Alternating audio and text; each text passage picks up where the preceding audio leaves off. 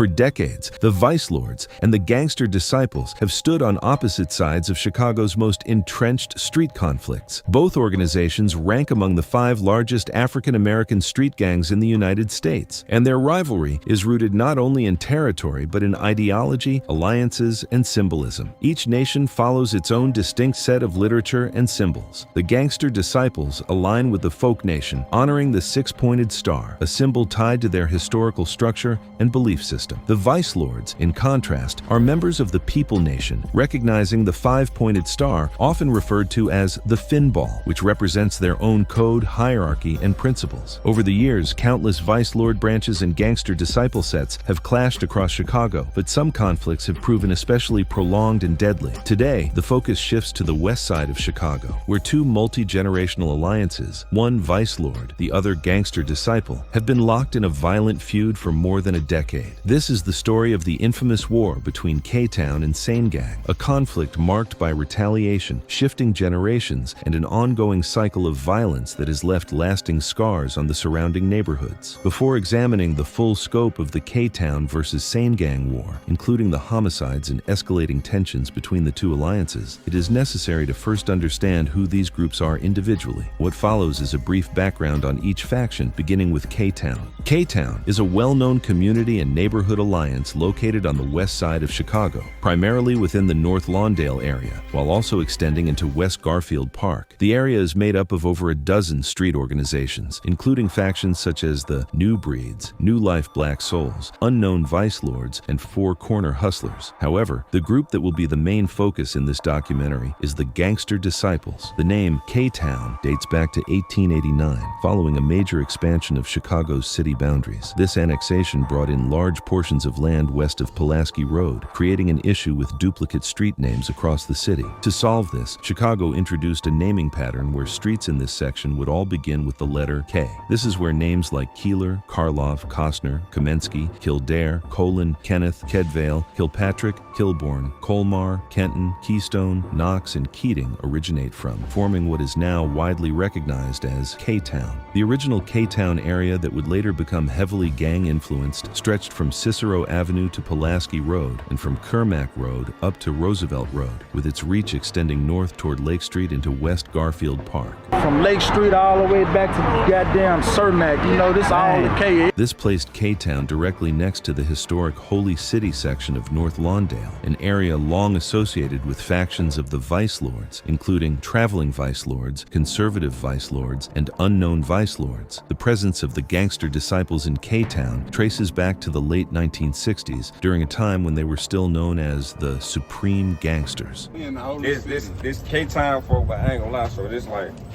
it's like slightly in the borderline between the Vice Lord shit and the GD shit. My old man, my daddy, my uncles, all the OGs, you know, they were Supreme Gangsters, you know, they started this shit for us, and you know, this shit was basically inherited down to us, you know. Between 1967 and 1969, the foundation of this movement was built under the leadership of Larry Hoover, alongside key figures such as Ike Taylor and Andrew Howard, also known as Dee, who was considered Hoover's right-hand man. During this period, Hoover established the Supreme concept, positioning himself as a high Supreme Gangster, leading what was then known as the Supreme Gangster Nation. Ike Taylor would later relocate to Chicago's West Side, where he became known as a Supreme Gent. From there, he began organizing what would become the West Side branch of the Supreme Gangsters. By 1969, these groups were already gaining attention, even appearing in local newspaper reports as their influence began to grow. In September of 1968, Ike Taylor moved to the intersection of Gladys and Keeler in the K-Town area, located within West Garfield Park. This move came shortly after his release from the Audie Home Juvenile Detention Center, as his family relocated from Englewood to the West Side. At the time, the area was already active, with a strong presence of Vice Lords and the Egyptian Cobras. Upon arriving, Ike Taylor began introducing the ideology of the Gangster Nation to local youth, many of whom were already affiliated with existing organizations. Through recruitment and influence, several members of the Egyptian Cobras would eventually flip and join the Supreme Gangsters, marking a significant shift in the area's gang structure. During this early formation period, Ike Taylor appointed Robert Red Lawson as his sergeant-at-arms. This moment is widely recognized as the beginning of the Gangster Disciples Foundation on Chicago's West Side, originating directly out of K-Town in 1968.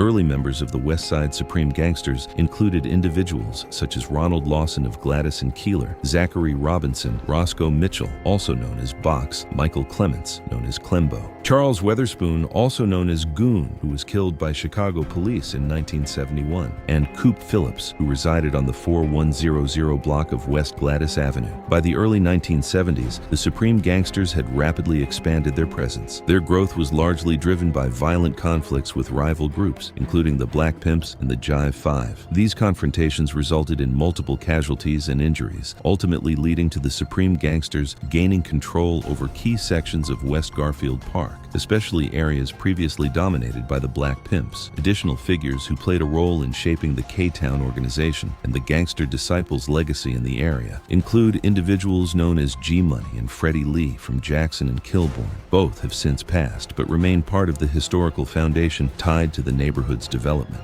Other key members that helped shape the historical K-Town area to what it is today include Chief Dookie, A.K.A. Wee Baby, who is from Congress Parkway and Costner Avenue and currently incarcerated along with the legendary Toe G, who is now deceased. Who are some significant people to this area? Man, bro, you got my daddy, you know, man, OG Fred, rest in peace, Pops, man, you know, G-Money.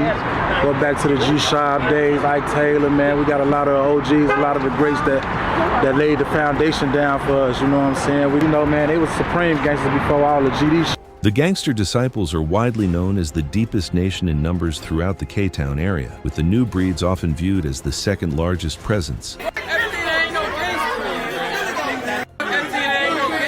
Across this historic West Side domain, several Gangster Disciple factions operate block by block, each with its own identity, history, losses, and neighborhood reputation. In this documentary, we'll be giving a brief rundown of the Gangster Disciple sets located in the historic K-Town neighborhood, starting with the Doe Gang faction. 1900, also known as Doe Gang, is a Gangster Disciple set located in the North Lawndale section of K-Town. The name Doe is said to stand for Die or Eat, making the full name Die or Eat Gang. Their main blocks include 19th and Keeler and 19th and Kamensky, which is where the name 1900, also pronounced 1900, comes from. Like, we don't be out here. Like, we don't be out here. 19, man. I'll be coming, man. No, we be right here. Both grades. We on that. Y'all see where it's at. Doe Gang's territory also includes the Barrack Lawndale apartments, located roughly between 18th and 19th from Karloff to Keeler. In the K-Town area, these apartments are commonly referred to as The Square, and more notably, The Bricks. The name The Square came from the way the project buildings were blocked off around one another, while The Bricks became a street nickname tied to the area's reputation for open-air drug activity around the buildings. We on the 9. We coming, man. 19, man.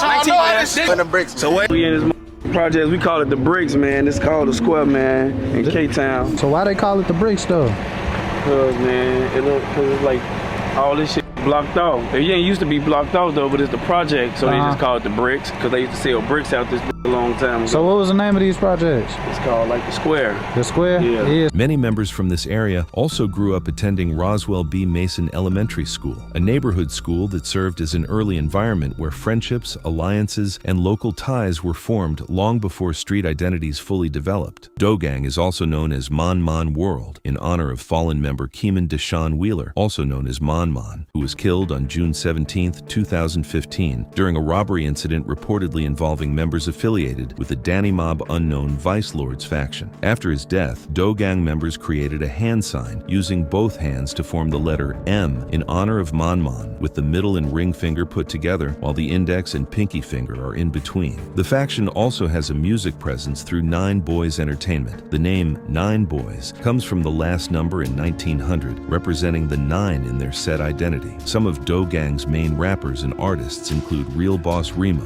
Doe Gang Captain, also known as Cap, 19 Kill Bill, Menace 19, Lil Big Op, and Jawan Ward, also known as Lil Hot, who was killed on April 16, 2021. Fly Life, also known as Fly Boys, is another gangster disciple faction located on 16th Street in North Lawndale's historic K-Town section. Fly Life's territory is said to stretch from 16th to 18th Street between Costner and Pulaski. They are positioned down the street from the Doe Gang / 1900 faction discussed earlier, and the two groups are known to be heavily allied. Fly Life's main blocks include 16th and Karlov and 16th and Kedvale, which is where the faction's 1600 name comes from. The group is also known as Rock Nation, a name used in honor of fallen member Cornelius Rock Hunter, who was killed on January 17, 2015. One of Fly Life's main rappers is Fly Life Lil Rel, the son of a well-known deceased Fly Life member, 21-year-old Gerald D'Angelo Love, also known as Remy Rel, who was killed on April 18, 2010. Remy Rel's name has also been disrespected in publicly released songs by rappers from the SaneGang Mafia Insane Vice Lords Alliance in Austin, a group that will be covered in more detail later in the documentary. Think he tough, I'm trying to send his ass to Remy Real. Stand over that goofy, give him chopper shells. Other main rappers from the Fly Life Gangster Disciple faction include Fly Life Ike and Fly Life Blazo, who are known as a rap duo on the west side and throughout Chicago. 1500, also known as 15th Boys or KO Gang, is a gangster disciple faction located in the North Lawndale section of Chicago's historic K-Town neighborhood. Their territory stretches from Kenneth Avenue to Pulaski Road and from 14th Street to 16th Street. Their main blocks include 15th and Colon, 15th and Tripp, 15th and Kildare, 15th and Kedvale, and 15th and Keeler. The faction's roots are tied to Franklin Park, a local area where many members first met, grew up together, and attended Franklin Park School. 14th, 15th, Josh, Tripp, back to Kohler, really back to Carson, Tripp back to Carson. That's y'all hood too over there on Kenneth? Yeah. Hell yeah, They 39. cross Pulaski. What part this is? Franklin Park right here. Park we grew up at, kids. Like we was done playing in the park. Went to this school right here in Hughes. Y'all went here? Hell yeah, bro. That's what we graduated from. 1500 also goes by several other names connected to 15th Street, including 15, 15 Gang Bang Bang, and 15th and Costner Money Gang. They are also known as CBE and Cello World, in honor of fallen member Marsalis P. Holman, also known as Cello, who was killed on January 6, 2015, after reportedly being accidentally shot by his own friend. The faction is also known as LBG and Peter Gang. LBG stands for Lul G Bio Gang, honoring two fallen brothers, Marcus Weathers, also known as Lul G, and Donald Morrison, also known as Bio, who were killed 2 months apart on July 24, 2015 and September 2, 2015. Peter Gang is named after another beloved fallen member, Demonis Johnson, also known as Petter. The younger generation of 1500 goes by WDB, standing for Walk Down Boys. Some of 1500's main rappers include 1500 Fats, 1500 Lil Ben, Lil Chris, Lil Minky, WDB DD, WDB 30, Phalo, Jewboy, and Charles Allen, also known as Petter Gang YB, who was killed on November 4, 2024. Comac is a gangster disciples faction located in the North Lawndale section of Chicago's historic K-Town neighborhood. Their territory sits near the southern end of K-Town, stretching from West Cermak Road to West Ogden Avenue and from Costner Avenue to Pulaski Road. Comac's main block is Cermak and Colon, which plays directly into the name of the faction. The name Comac has two meanings. The first meaning comes from the first two letters of Colon, K-O, and the last three letters of Cermak, M-A-K. The second meaning is an acronym, Kill or Make a Killing. Comac is closely allied with other gangster disciple factions in North Lawndale's K-Town area, including 1500, 1600, and 1900. Together, these factions are grouped under the name 956, with the 9 representing 1900, the 6 representing 1600, and the 5 representing 1500. That's all bro them. Cermak, 1500, 1600, all K-Town. That's the guys, What's man. that, like Cermak gang or something? That's Comac. Yeah, Comac. Killer make a killing on one. We in the 9 with it, but y'all know it's 956, man. The whole I'm saying, what other hoods y'all with out west? With the 5, the 9, the 6. I know, if you ain't from 5 now, the 6, Really you don't ain't. know. Yeah, if you ain't from the K, then we don't know what to say. Bro. This K-Town? Yeah, hell yeah. 5, 1600, all that. I'm in the hood with the 9, 5, and 6 like Fuck the 7. Comac's main rivals include Lil D Mob, a faction made up of conservative vice lords and traveling vice lords, along with Danny Mob, which falls under unknown vice lord and traveling vice lord ties. Comac also goes by several other names and acronyms. One of them is KTG, standing for K-Town Growth. The faction is also known as Cello Mob 2200 and Turn Up World. Another major name connected to the set is Fats World, which honors Vincent Fitz, also known as Drilla Boy Fats, a well-loved Comac member who was killed on March 17, 2012. Comac's main rappers include Ill Will and Mikey Dollars, two artists connected to the faction's name and presence in the K-Town street scene. Hey, what's calling from y'all hood, Mikey Dollars? Dollars from off the Mac, but that's close. That's long ass walk. The last Gangster Disciple set in K-Town we'll be breaking down is the infamous Fro Gang faction. Fro Gang is a Gangster Disciple set located on the west side of Chicago, not in North Lawndale like the previous K-Town Gangster Disciples factions, but across the I-290 expressway in the West Garfield Park section of historic K-Town. Roosevelt and Cosner, all the way to Cermak, right? Cermak. That's G-Num shit, yeah? Shout out folks them across the bridge, man. Fro Gang, that's still right. We all together, man. Look, So basically, like, then all the GDs out west fuck with each other type shit. Basically, shout out folks them, yes. We fuck with each other. Ain't no clicking up, ain't nothing. We fuck with each other. We together, man. Look, that shit. Before the name Fro Gang, the area was originally known as Back End or the Dead End. Those names came from two of the main blocks the faction operated on, Wilcox and Costner, known as Back End, and Wilcox and Kilbourne, known as Dead End. The name Dead End comes from the block of Wilcox and Kilbourne, which is literally structured as a dead-end street, meaning there's only one way in and one way out. This layout not only influenced the name, but also shaped how the block operated, giving it a controlled and isolated feel compared to surrounding streets. Blood, the one really started at the back end before he even started, before Fro even died, you know? Like, we back end dead end. Back end dead end, no back. Well, why y'all call it that, the back end and the dead end? What's like the name? This the dead end because it's dead end. You see? This the dead end because it's dead end. Back end is Wilcox and Costner 43. Dead end is Wilcox and Kilbourne. Fro Gang is considered one of the original Gangster Disciple blocks not just in K-Town, but across the west side, with a history stretching back over 5 decades. The name Fro Gang comes from a respected original member named Derek Burrows, also known as Fro. Fro was shot on June 10, 2013, and later died from his injuries on June 12, 2013, just 10 days after his 30th birthday. To people from the area, Fro was more than just another member. He was viewed as a legend from Back End, Dead End, and the wider K-Town community. He was known as a different type of member, someone who carried respect across different crowds. Fro was even close with Philadelphia rapper Meek Mill, who showed love to him in the faction, even appearing in Back End while Fro was still alive. Yeah, though, you said Fro Gang, like, let us know, like, what's to that, like, you know. We in the K right now, man. Fro died 2013. That's when Fro Gang started, man. So talk about Fro. What he meant to the hood, to where y'all named the hood at them. Man, Fro a K-Town legend, man. Big brother. I fed the birds with him, man. Like, yeah, he used to feed birds I used a lot. to feed the birds with Fro. Like, you know, he was different. He was different type of breed. Niggas ain't play with, brother. I ain't gonna lie, man. Fro is that shit, man. No back. Meek Mill, no back. Meek Mill know what's going on.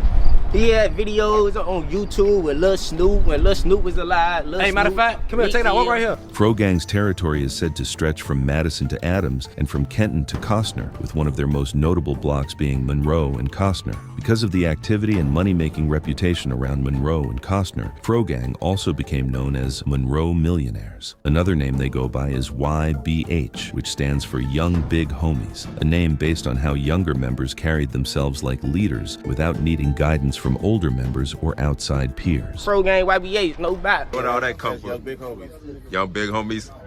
Cause we ain't got no big homies. We all old big homies. I started out selling drugs and shit, you know, the little bases and shit. Hey, man, bro. Yeah, I ain't gonna lie. I ain't gonna lie. I ain't getting on the drugs.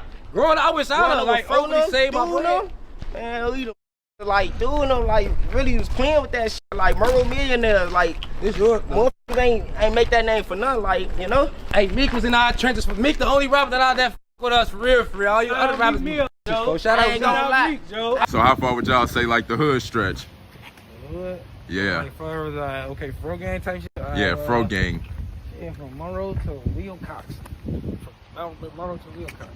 Adams our shit too. Adams our shit too, man. We just take over, man. Frogang is located near another gangster disciple faction known as G Street, also called GMC, based in West Garfield Park. G Street's main blocks include Jackson and Kilbourne, Congress and Kilbourne, and Adams and Costner, with Adams acting as a borderline between them and Frogang. G Street also operates under the name Dirty World, paying tribute to a deceased member known as Dirty, whose name continues to be carried through the faction's identity. Despite both groups being gangster disciples and both being tied into the larger K-Town area, Frogang and G Street have had publicly known tension and beef. This makes the situation more complex because it shows how internal conflicts can exist even between factions under the same nation. Many members from both sides attended Helen M. Hefferon Public School and grew up playing around Hefferon Park, showing how close the connection was before the tension developed. We GDK too. Don't get it confused. You still a rap your ass. We don't get no about you because you GD blood. You know that. Hey, look, we finna go to the ops part. It's really our part, but we finna slide on ops. I shot a video. This my for real. Like, but this supposed to be the ops. Like, this supposed to be the ops part. No bullshit. But this our we took they blocks. Man, this our Jackson cars right now. The ops block. Y'all see where we at, right? That's where we at. I'm tweaking, man. Y'all see where we at, man. Nah, shit. Frogang is heavily allied with several of the North Lawndale gangster disciple factions mentioned earlier in the documentary. Together, they are connected through an alliance known as 1545, combining 1500 and 4500, with Frogang representing the 4500 side. Through this alliance, their influence connects from Madison Street all the way toward Cermak Road, even while tensions remain with G Street aka GMC across Adams. So what is all GDs out here? All GDs through this, you hear me? Hey, you hear me? All through this cars and script, GDM. We really got the K, like, all that other side, the K-Town on the, that shit, ain't no other side of no K. From the Cermak to Madison. GDM run his. Hey, look, this our G station, man. No bot. Shout out my snakes from across the bridge, 1500 now, man.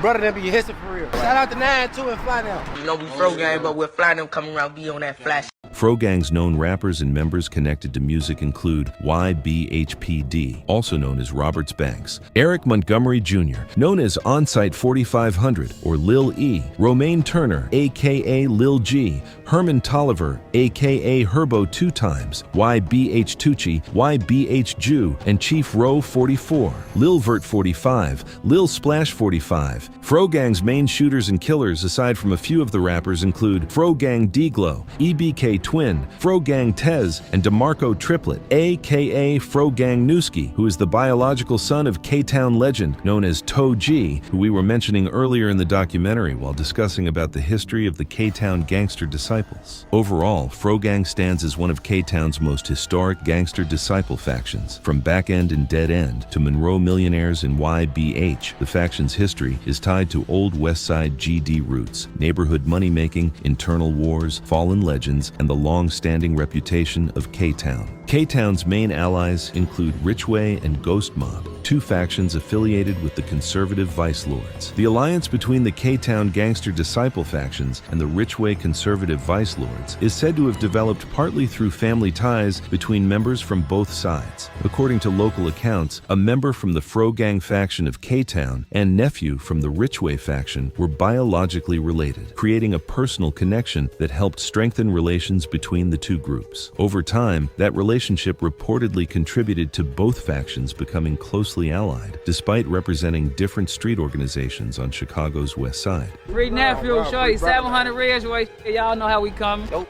From the I to the K, no bot. In more recent years, K-Town gangster disciples have also built strong ties with Vonoff 1700 and the L-Block/Toss Gang faction of the Four Corner Hustlers, and even members of the 757 Alliance from Chicago's South Side Low End. This alliance structure became a public talking point because Toss Gang and K-Town were both already involved in conflict with SaneGang. SaneGang rappers would mock the link-up online, suggesting that K-Town and Toss Gang only came together because they shared a common enemy. I'm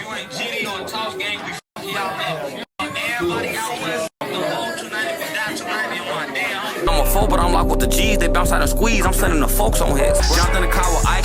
He trying to kill anybody the same be with it. They say the ops just cooked up with the GDs. That's that goofy shit. You the type gon' put it in the song, didn't even do the shit. Ike got shot in his shit. Like how he make it through that shit. He got left in his piss, so now that nigga think K-Town Gangster disciples are known to have conflicts with more than 15 different street gang factions across Chicago. 1500 rapper 1500 Fats even referenced this publicly, claiming that out of those 15 opposing groups, only one faction was actually up on K-Town in terms of how many deaths and losses of members exchanged from both sides. Aside from Danny Mob and Lil D Mob in Holy City, K-Town's most notable documented rivals include Tinkyville, also known as Spalding Money Gang, located around 15th and Spalding, TTU, a traveling vice lord faction, the Black Mob Four Corner Hustlers faction, who are closely allied with TTU, Shaw Boys, also known as Shaw Nem, a new breed faction around Grenshaw and Karlov, Baby T Blood Gang, another traveling vice lord faction, DMG 7 Deuce from 72nd and Artesian, Toss Nem, also known as FSG, around the 3900 and 3800 block, stretching from Madison to Congress near Springfield, Huron Mob, also known as LNH, around Laurel and Huron. The Poppy Gang Four Corner Hustlers faction located on Lexington and Pulaski, Sedville, also known as 1300, based in the Marshall Field Garden Apartments, New Life Black Souls in West Garfield Park, AMG Conservative Vice Lords in Holy City, MNA located in the Austin area, Hollywood 5200 based in the Austin area,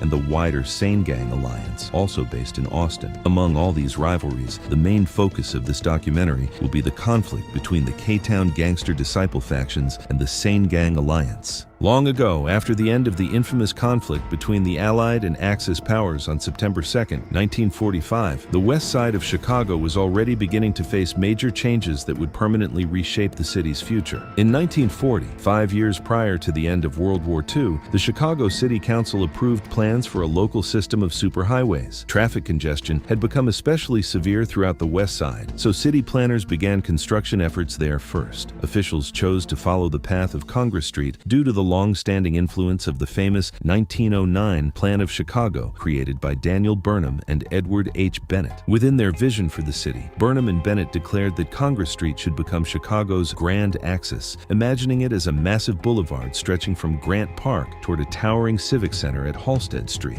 Although that civic center was never ultimately built, the idea of Congress Street serving as a central axis for Chicago remained influential for decades. As the expressway project expanded westward, construction heavily disrupted neighborhoods such as East Garfield Park, West Garfield Park, and Austin. The Austin neighborhood itself would begin undergoing major changes in 1949 when construction officially began on the Eisenhower Expressway, which cut directly through the southern portion of Austin. The expressway accelerated the departure of many white residents who had lived throughout South Austin, causing a dramatic decline in white-owned businesses, equal city service support, available resources, industrial jobs, and overall economic stability within the area. The changes were further intensified by racially motivated realtor practices and segregation policies occurring throughout the city at the time. These developments also unfolded during the era of the Great Migration, when thousands of African Americans migrated into Chicago from the southern United States, particularly from states such as Mississippi and other parts of the Deep South, seeking employment opportunities and improved living conditions. On January 10, 1964, the Chicago City Council officially renamed the Congress Expressway after former U.S. President Dwight D. Eisenhower. The highway's new name honored Eisenhower, who had proposed the American interstate highway system during the 1950s. Around this same period, the first African American families began moving into the area surrounding Cicero Avenue and Jackson Boulevard. Some families resided on the 4734 block of West Jackson Boulevard, while one member's grandmother lived on the 4808 block of West Jackson Boulevard. From these early families, one of Austin's most historically significant street organizations would eventually emerge. By 1965, the Cicero Vice Lords had formed, becoming both the first African American gang established in Austin and the first Vice Lord faction to operate within the neighborhood. The original founders and early members of the Cicero Vice Lords included Freddie Pye, who was widely considered the organization's leader, along with King Ike, Lulu, and Lord Peanut. Many of the original Cicero Vice Lords members attended Horatio N. May Community Academy, located on the 512 block of South Laverne Avenue. The school would later close on May 22, 2013, alongside 50 other Chicago public schools, before reopening in 2014 under a different name, being George Leland Elementary School. During this same time period, around 1964 to 1965, Benny Lee moved to the west side of Chicago from Cleveland, Ohio, settling near Van Buren and Kildare in West Garfield Park. Once there, he affiliated himself with the Baby Hoods, the younger generation connected to the Seven Hoods, which were led by Don Juan. 1 year later, in 1966, Benny Lee became the first member from the crew to move from West Garfield Park into the Austin neighborhood, settling on Cicero Avenue near Jackson Boulevard. Older brother was born in 1953. Okay. And my father left Mississippi to build a home for them to Painesville, Ohio in 1954. Okay. Which year I was born. Mm-hmm. And we stayed in Cleveland on the east side until I was 9. That was in 1963. And that's when we moved to Chicago, right at Kildare and Van Buren, the K-Town area. How did that work out for you? Well, I tell people I grew up on the west side of Chicago, but my household was a Mississippi household. Built the Henry Horner Project to shoot them in the air. So blacks was migrating from the east around Damon, Weston, then Kersey, Holman, Pulaski, and eventually Cicero in the late 60s. Right. So that was like, that era was more like, I wouldn't say a middle class black community, but we wasn't that poor. Right. You know, it was those that were working decent jobs can live in that era at that time. Yeah. We became what you call baby hoods. Don Juan them was 7 hoods. Don Juan and La and Robert Snuthergan, he was the chief of the 7 hoods. And we were younger and we were the baby hoods, right? And that was like 64 going 65. And I was the first one out of that crew to move from there to Cicero in 1966. Okay. Which was a predominant white community. And that's when we became vice lords at that time. By the time Lee arrived in Austin, the Cicero Vice Lords had already been established in the area. As white families began moving out of the Cicero and Jackson area, and fewer white residents were interested in moving into the neighborhood, more affordable housing became available for black middle-class families. But from Benny Lee's point of view, moving into Austin in 1966 was not a welcoming experience for African Americans entering South Austin during that period. Lee and his friends were determined to swim at the Columbus Park pool, even if it meant fighting white youths on the way there and fighting them again on the way back home. This racial tension and street-level conflict became part of the environment that shaped Lee's early years in Austin. In the summer of 1967, the Cicero Vice Lords approached Benny Lee and his friends during an aggressive confrontation. The leader of the Cicero Vice Lords, Freddie Pye, challenged Lee to a fist fight. Lee put up a strong fight against Pye, but eventually had to flee because he was losing. Despite that, Freddie Pye respected Lee's toughness and fighting ability. After the fight, Pye invited Benny Lee to become a Vice Lord, but Lee and his friends did not want to simply join the Cicero Vice Lords under their branch. Instead, they were told they had to become Vice Lords and attend a meeting at Mandel United Methodist Church at Laverne in Congress. At that meeting, 13-year-old Benny Lee earned his title and rank as the leader of his own group of Vice Lords, becoming the youngest chief in the nation. Lee and his group became the youngest branch of the Vice Lords, but they still did not have a name. That was when Troy Martin, also known as King Troy, stepped in during the meeting and gave them the name Apache Vice Lords. The name Apache Vice Lords was based on Benny Lee and his group fighting white groups around Columbus Park. Their reputation reminded Troy Martin of Geronimo, the prominent Bedonkohe Apache leader of the Chiricahua Apache Native American tribe who led his people's defense of their homeland against the military power of the United States. Together, the Cicero Vice Lords and Apache Vice Lords became allies, teaming up to battle white gangs in the area. The Apache Vice Lords territory became centered around Gladys Avenue and Laverne Avenue. The Cicero Vice Lords were seen down the street from the Apache Vice Lords, with them being located on Gladys Avenue and Cicero Avenue. How did you affiliate yourself with the Vice Lords? Well, when we moved up on Cicero in 66, you already had the Cicero Vice Lords. Slim come from off 16th Street. He was one of the conservative Vice Lords off 16th Street. And he started the Cicero Vice Lords, a branch of the Vice Lord. Freddie Pye, Charles Norris, me, Mo, all of them, they were the Cicero Vice Lords. They was all like 3-4 years older than us. They noticed us because we was fighting white guys to go swimming at Columbus Park. We had to travel through that white community, fight them inside the pool. And so the Cicero Vice Lords noticed us. You know, we was like in the 7th grade. And one day they confronted us and told us if we're going to be in this era, we have to be Vice Lords. Right. And so they said it's going to be a nation meeting at Mandel Church that Friday on Laverne and Congress. We didn't even have a name for ourselves. We didn't even consider ourselves a gang. Right. And so KT, King Troy, or the Mafias today, Yes. Troy Martin, he said, well, since we fighting these white boys, Geronimo is Apache warrior fighting the white man. Why don't we become Apaches? And that's how we became Apache Vice Lords. Right. So when we went to that meeting, we became the youngest branch of the Vice Lord Nation. Right. That was like the summer 1967. And I was recorded as the youngest chief of the nation at the time. I was 13 years old at the time. Right. Over time, the Apache branch developed a reputation for violence. One major incident occurred on Christmas Eve in 1970 when two 16-year-old members of the Apache Vice Lords robbed a man of his welfare check money. When police arrived to arrest the suspects, the two young Apaches became involved in a gun battle with officers while they and others attempted to escape. Both boys were killed during the confrontation. Police officials later praised Austin District Officer Scott A. Odell, who had joined the force in January 1969. Commander Victor Verdoliak of the 15th District stated that there was no question about the situation, saying the only other thing Odell could have done was get himself killed. Odell informed his superiors that he fired at the youths 4 times with a shotgun and once with his service revolver after 2 shots were fired at him at close range from a dark gangway. A youth identified as Donald Powell, who was 17 years old at the time and resided on the 4817 block of West Monroe Street, was slightly wounded. The 2 slain members were identified as Charles Williams of the 4904 block of West Monroe Street and William Curtis of the 913 block of South Independence Boulevard. Curtis was identified as a student at Austin High School.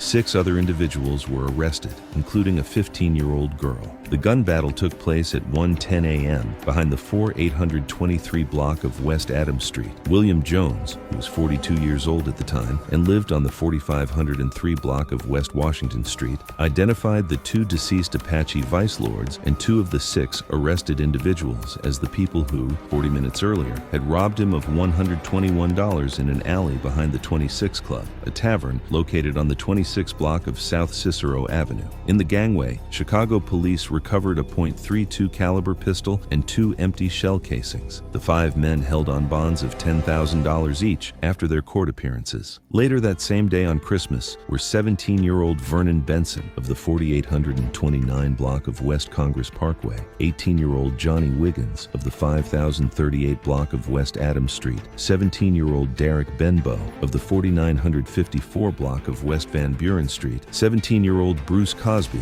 of the 5049 block of West Adams Street, and Donald Powell. All 5 were charged with aggravated assault. In addition, armed robbery charges were placed against Wiggins and Benbow, who were identified by victim William Jones as having participated with the 2 deceased boys in the robbery. Police also stated that Benbow was a documented member of the Apache Vice Lords. The 15-year-old girl was turned over to juvenile authorities and was not identified by police. William Jones described the incident by saying he was carrying $121 from a welfare check when he ordered a sandwich at a hot dog stand on the 24 block of South Cicero Avenue around 12:30 a.m. He said Charles Williams asked him for a dime, but Jones told him he had no money. Jones then went into the 26 Club, where he ordered a beer and ate his sandwich. As he left the tavern, he said 4 teenagers accosted him. One pressed a gun into his abdomen, and they forced him into an alley where he handed over his money. From the tavern, Jones called police. Officers went with him to a first-floor apartment on the 4823 block of West Adams Street, where Jones believed the robbers could be found.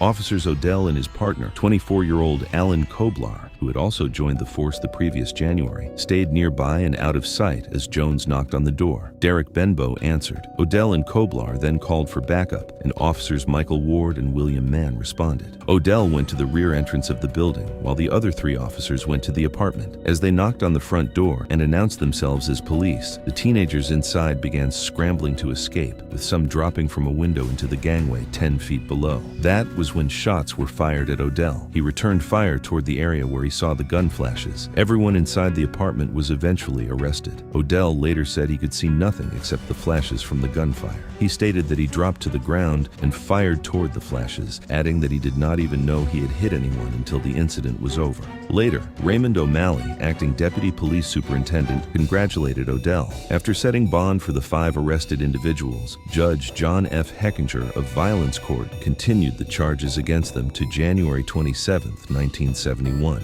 Around this same period, Benny Lee himself ended up in juvenile detention for 2 years, from 1971 to 1973. After Benny Lee was sent to the St. Charles Juvenile Detention Center in 1971, Troy Martin stepped in as the interim leader of the Apache Vice Lords, holding things together during Benny's absence. Around that same period, Anthony Harris, better known as AJ, was released from St. Charles and returned to the streets. After moving from K-Town to the Austin area, settling around Van Buren and Cicero, AJ brought with him his original crew known as the Seven Hoods and Baby Hoods. Once he linked with Troy Martin and the Apache Vice Lords, the two groups merged and formed what became known as the Insane Vice Lords. The Apache Vice Lords did not become the Apache Insane Vice Lords. Instead, the new movement became known simply as the Insane Vice Lords in 1971. AJ, later known as King Assad Shabazz, introduced a spiritual and ideological structure into the Cicero Vice Lord movement, blending Islamic-inspired beliefs with street organization. He created the concept of the insane identity and the tribe of El Shabazz. Under this belief system, the Insanes traced their roots back to the conservative Vice Lords, describing themselves as a branch growing from the larger Shabazz family tree. With approval from the older generation of Cicero Vice Lords from Gladys and Cicero, AJ's movement became officially recognized as the Cicero Insane Vice Lords. The godfather figure of the Cicero Insane Vice Lords was Lawrence C., better known on the streets as Peanut. Within the early structure of the Insane Vice Lords and the Shabazz movement, Peanut was recognized as one of the respected elder figures connected to the original Cicero generation. As the Insane branch expanded throughout Austin and the West Side during the early 1970s, Peanut's name remained tied to the foundation and older leadership influence behind the Cicero Insane Vice Lords. Willie Booker was recognized as the original prince of the Cicero Insane Vice Lords. As one of the earliest respected members within the original Insane structure, Willie Booker played an important leadership role during the early years of the Cicero Insane Vice Lords and the El Shabazz tribe, the movement founded and led by Anthony Harris, also known as King Assad Shabazz. King Assad Shabazz remained a historic figure connected to the Insane movement until his passing in 2020. Early figures connected to the Insane movement included AJ, Don Codeine, Willie Cage, Chief Eddie, Skullbone, Icy Duck, and King Troy. Later that same year, Troy Martin moved farther west in Austin, near Van Buren and Central Avenue. There, he formed his own faction under the Insane branch, known as the Central Insane Vice Lords. Original Central Insane members included Troy, Chubby, Chief Eddie, and Pookie R., who was recognized as the prince of the Central Insane Vice Lords. Pookie would later become recognized as one of the founding figures and a major force behind the development of the Moore Park Insane Vice Lords, a faction that operated throughout the Madison, Monroe, Adams, and Quincy corridor between Laverne and Cicero Avenue in the Austin neighborhood. As the Insane Vice Lord movement continued expanding across Austin during the 1970s, Pookie's influence helped establish Moore Park as one of the more respected Insane branches on the West Side. Alongside him was Sinbad, who became widely viewed as one of Moore Park's finest and most influential members, particularly through his control and reputation around Monroe and Laverne. Together, figures like Pookie and Sinbad helped solidify Moore Park's identity and presence within the larger Insane Vice Lord structure during the organization's rise throughout Austin and neighboring West Side communities. Around this same time, the Adams Insane Vice Lords and Monroe Insanes were also formed, with Keono Cook, also known as Buck, leading activity around Monroe, Adams, and Cicero, while remaining loyal to King AJ,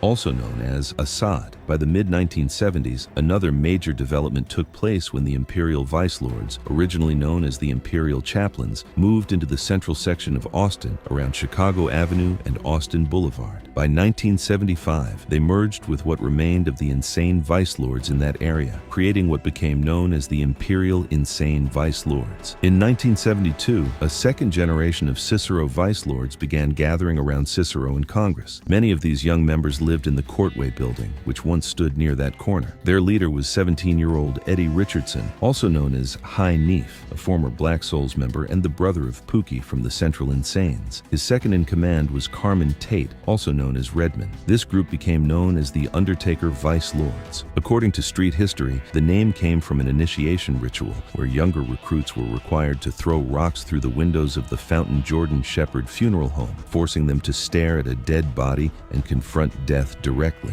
Other key original members included Squeaky, DeJohn Wheatley, also known as King Pipe, Chris McFowler, also known as Booney, After forming in 1972, the Undertaker Vice Lords joined the Insane branch under the Shabazz tribe, becoming known as the Undertaker Insane Vice Lords. By 1977, Troy Martin had officially become one of the most feared and influential figures connected to the Insane Vice Lords organization. That same year, Martin was convicted for the November 13, 1976 murder of Charles McGee, along with the aggravated battery of Eric Williams. The court sentenced him to a concurrent term of 25 to 50 years for murder and 3 to 10 years for aggravated battery, while acquitting him of the attempted murder charge involving Williams. Despite his incarceration, Troy Martin's influence on the streets and within the prison system only continued to expand. Operating from behind bars, Martin maintained control over the Central Insane Vice Lords while simultaneously building deeper relationships with high-ranking leaders throughout the almighty Vice Lord nation. Over time, his reputation evolved from a respected neighborhood leader into one of the most powerful political figures associated with the Vice Lord structure on the inside. Meanwhile, in 1981, Benny Lee returned to Chicago's Austin neighborhood after being released from the Pontiac Correctional Center. Lee had spent nearly 3 years imprisoned following the infamous 1978 Pontiac prison riot, before ultimately being acquitted of the charges connected to the incident. Although Benny Lee was still publicly recognized as the symbolic leader of the Insane Vice Lords upon his return, his mindset had drastically changed. As the drug era rapidly escalated across Chicago during the 1980s, Lee became less interested in direct gang leadership and increasingly distanced himself from street politics and organizational expansion. By 1989, Benny Lee had fully renounced his role as an active gang leader and formally passed leadership of the Insane Vice Lords to Troy Martin. With complete authority now consolidated under Martin, a major transformation began to take shape within the organization. Troy Martin introduced a new concept intended to supersede every existing Insane branch under one unified structure: the Mafia Insane Vice Lords. Martin declared that all organizations operating under the Insane identity and Shabazz tribe would now fall under the Mafia demonstration. The move effectively ended the independence of numerous long-established Insane factions throughout Chicago. The term Mafia itself carried symbolic meaning within the organization, serving as an acronym for Mothers and Fathers in Africa. Members adopted new hand signs representing the letter M, including gestures involving both index fingers connected at the knuckles or downward positioned fingers forming the shape of the letter. The prince of the Mafia Insane Vice Lords was Skullbone, who had also been recognized as one of the original members of the Cicero Insane Vice Lords. Other early and respected Mafia figures included Lynn, Boggy, and Too Low. The first organization completely dismantled and absorbed into the new Mafia structure was the Central Insane Vice Lords under Troy Martin himself. In 1989, the Central Insane Vice Lords officially ceased to exist independently and became fully incorporated into the Mafia Insane Empire. The rise of the Mafia demonstration effectively marked the death of the Central Insane identity. However, not every Insane faction accepted the transition peacefully. High-ranking leaders from the Cicero Insane Vice Lords, Imperial Insane Vice Lords, and Undertaker Vice Lords strongly opposed surrendering their autonomy to the new Mafia leadership. Many of these older leaders preferred conflict over submission. Anthony Harris, also known as AJ, was reportedly among those who rejected the idea of abandoning the original Cicero Insane identity. Despite resistance from leadership figures, large numbers of younger soldiers and section leaders from various Insane branches began flipping to the Mafia concept anyway. The result permanently weakened several older Insane organizations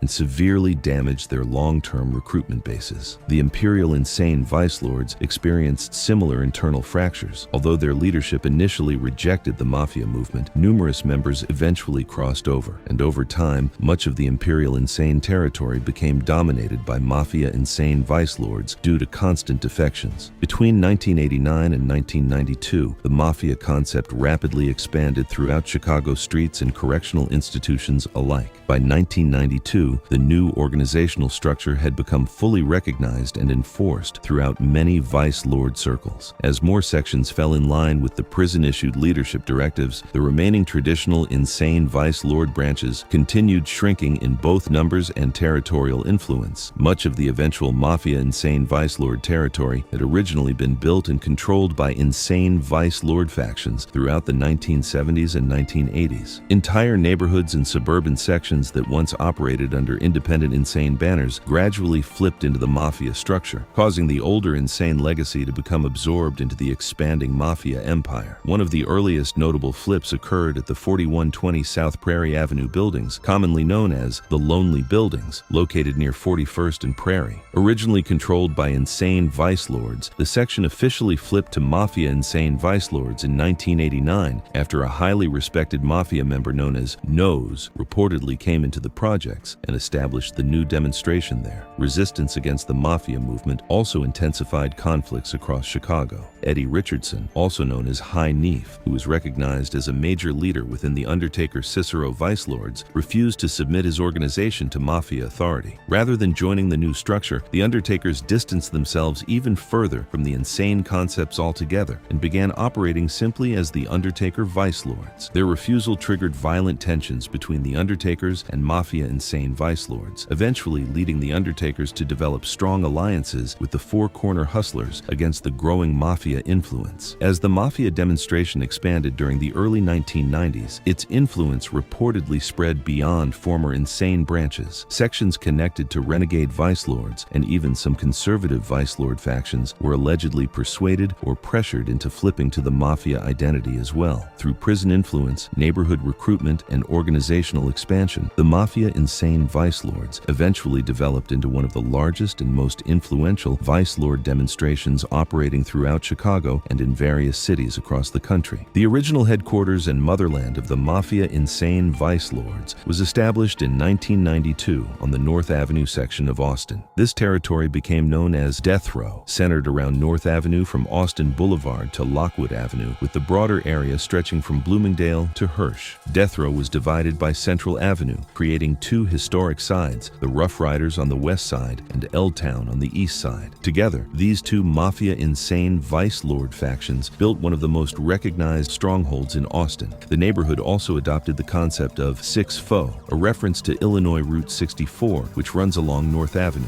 Many members from both sides attended Ella Flagg Young Elementary School, helping connect the younger generation before the names M-Dub, M20, OTA, and SaneGang became widely known. The older guys, they called it, this is really known from Death Row. Up top, North Avenue, that's the strip. That's Death Row. That's what this really got this known. Our generation, we came over OTA. That's our. 22 on Mafia. You know that shout out to Dub from the O to the Dub. 6'4" nothing. I sit straight from McVicker. McVicker all the way to Lockwood. So what's the difference? Is there a difference between 1700 and M-Dub? Break this shit down for the fans. Look, OTA and M20 basically the same thing, just different parts of Central. Yeah. But OTA, them are real brothers. We Mafia. We the same gangster. On the west side of Central Avenue is M-Dub, also known as M20, the modern generation of the original Rough Riders. Their main blocks include North Avenue and Austin, North Avenue and Mason, Mason and Wabansia, Mayfield and Wabansia, and Monitor and Wabansia. The names M-Dub and M20 come from the M-letter streets between Austin and Central, with Wabansia being referred to as Dub or 20. They are also known as 1700, based on Wabansia being the 1700 block of each street they operate from Austin to Central. M-Dub also goes by Leak Gang or Leaky World in honor of Malik Leaky Causey, who was killed on August 21, 2016. Some of the main rappers connected to M-Dub include Boss Top Sane, Retro Louie, SaneGang Capone, and GBG Spark. On the east side of Central Avenue is OTA, the modern generation of the original L-Town faction. OTA stands for either on the avenue or off the avenue, a name created by the younger generation around the early 2000s. When we hear you scream that OTA, let us know like what that means for the people who don't know too. Oh, that means off the avenue, however you want to see it. When that come about?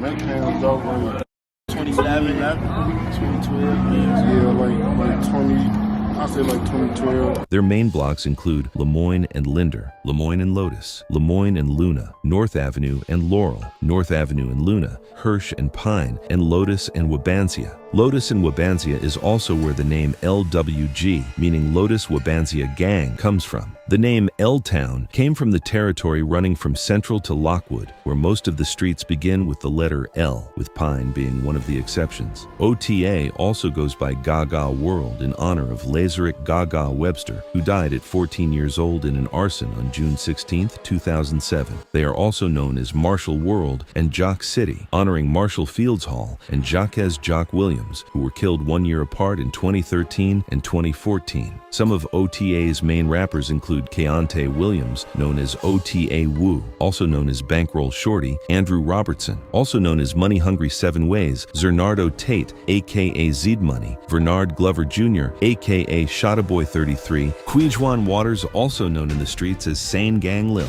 Do It or Glizzy Gang Lil, Do It, and RMG Ice. Together, M-Dub and OTA represent the modern SaneGang generation of the historic Mafia insane vice lord motherland known as Death Row. After King Troy was released from prison in 1998, he allegedly declared Moore Park, a former insane vice lord stronghold, as the new headquarters for the Mafia insane vice lords in Austin. Since the 1990s, Moore Park has remained tied to the Mafia insane vice lords, with the present generation known as KMG, one of the SaneGang affiliated branches on the southern end of Austin. Members affiliated with the KMG faction of the Mafia insane vice lords have publicly reminisced on social media about the old days at Moore Park, including the Moore Park tournaments and fights that broke out over individuals talking to their girlfriends, referred to in slang as tills.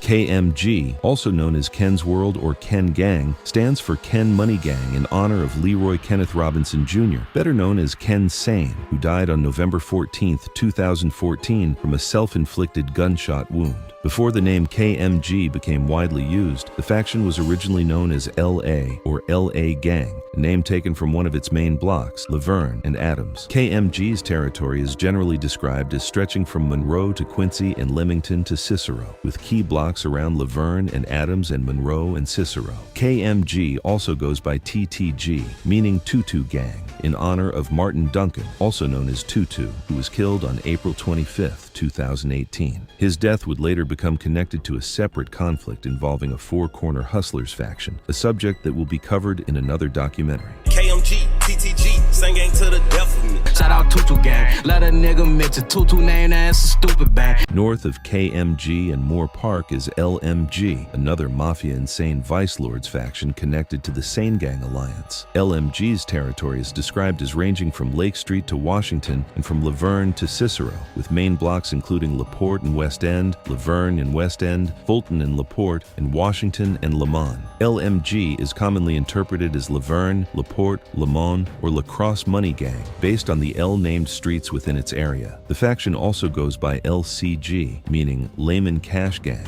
and is connected to Tai Tai's World / Kente Money Gang, honoring Kentan Scott, also known as Kente or Tai Tai, who was accidentally shot and killed by his close friend from the same set, whom was killed years later on December 20th, 2012, and died later on December 22nd, 2012. The roots of LMG's area trace back to the early Cicero insane vice lords era of the 1970s through the early 1990s, when the neighborhood was allegedly influenced by Prince Willie Booker. That legacy later passed through figures such as his son Cool, who became recognized as a higher-ranking member within the Cicero insane vice lords. This older history connects directly to later generations, including deceased LMG member Derek Harris, also known as Heavy. Ken Sane is credited by members as one of the original founders of the modern SaneGang movement in 2014. The term SaneGang is short for the Mafia insane vice lord street gang that each branch and faction is affiliated with. According to members online, SaneGang began around Laverne and Adams, with many of its original members now deceased or incarcerated. Members have also claimed that the original SaneGang identity was tied to people who lived or operated around LaPorte, La Crosse, Lamont, Laverne, and Leamington, all areas connected to LMG and KMG territory. LMG and KMG's known rappers include Myro Max, Big Boss Shano, TTG Dizzy, SaneGang Lil Top, Tiga Sane, SaneGang Twan, SaneGang Zell, and SaneGang Biscuit, also known as Biscuit B. SaneGang's primary allies include the Cali Mob, also known as the TTU Traveling Vice Lords faction, Suwoo, also known as Lucky Gang, located around Augusta and Harding, and the Wicked Town Traveling Vice Lords faction operating near Ferdinand and Leamington. Wicked Town and SaneGang also honor a shared fallen member named Rust, who was killed in 2014, with members commonly referring to him through the tribute name Rust World. Shout out TTU, may all they fallen soldiers rest in peace. I fuck with Rust World and I know damn well they a step for me. Additional allies include the Danny Mob Unknown Vice Lords, Dale Gang Unknown Vice Lords. I got OTA with me,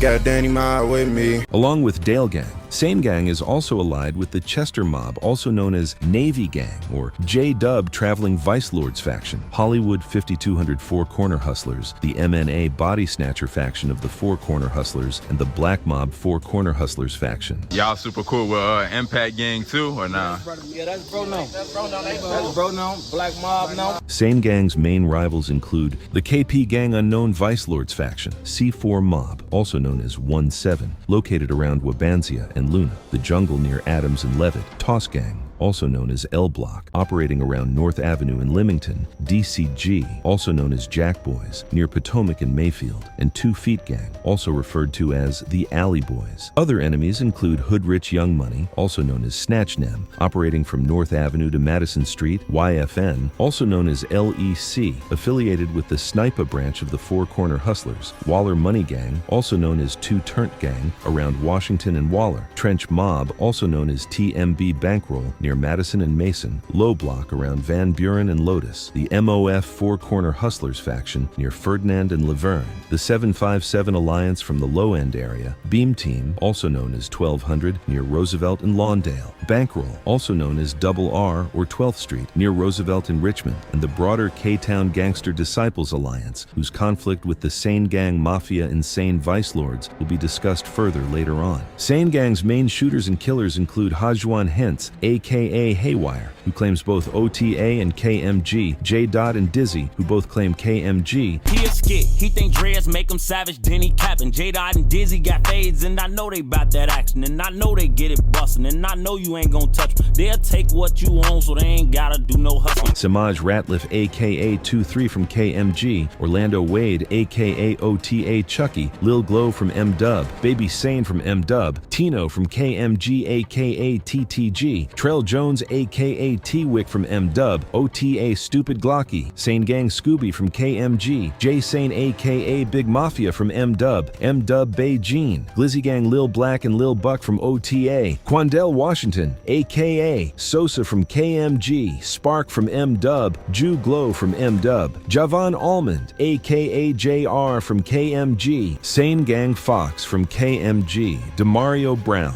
also known as Rio from KMG, Romaine Elkins, aka Romilly, and Mondry Brown, aka Top Otto, who were killed 2 years apart from June 9th, 2017 and October 21st, 2019. The modern-day K-Town and SaneGang conflict dates back nearly a decade, beginning in 2016. Before the violence escalated, Fro Gang Gangster Disciples and the KMG faction of SaneGang had been cordial with each other because of a truce the two blocks and factions made during the mid-2000s. That truce would officially break in 2016 after SaneGang formed a bond with the TTU faction, who are known as one of K-Town's most notable enemies. Around that same period in the summer of 2015, Fro Gang formed a bond with KMG, also known as Kilpatrick Money Gang or Cicero Money Team, an Undertaker Vice Lords faction that had been enemies of the Mafia and Sane Vice Lords since the 90s. The war between K-Town and SaneGang would officially escalate in the spring of 2016, when members from the OTA and KMG branches of SaneGang, both tied to factions of the Mafia and Sane Vice Lords, took the life of a well-beloved Fro Gang member who was also a former high school basketball star for the Farragut Admirals. On March 31st, 2016, 23-year-old Demetrius James Tolliver, also known as DJ or Slinky, was one of 2 people shot and killed near a West Garfield Park school. Another woman and a teenage boy were also shot during the incident. The shooting happened a block away from Heffron Elementary School, located on the 4409 block of West Wilcox Street, which sits in Fro Gang territory. Demetrius Tolliver, also known as DJ from Fro Gang, and 43-year-old Dejanaba Altman, also known as DD, who was affiliated with the Brickyard Four Corner Hustlers faction down the street from Fro Gang, were both fatally shot and later pronounced dead at local hospitals, according to prosecutors. A 16-year-old boy was shot in the back and leg during the incident, but survived at Mount Sinai Hospital. The victims were standing outside on the 4300 block of West Wilcox Street, just across the street from Heffron Elementary School,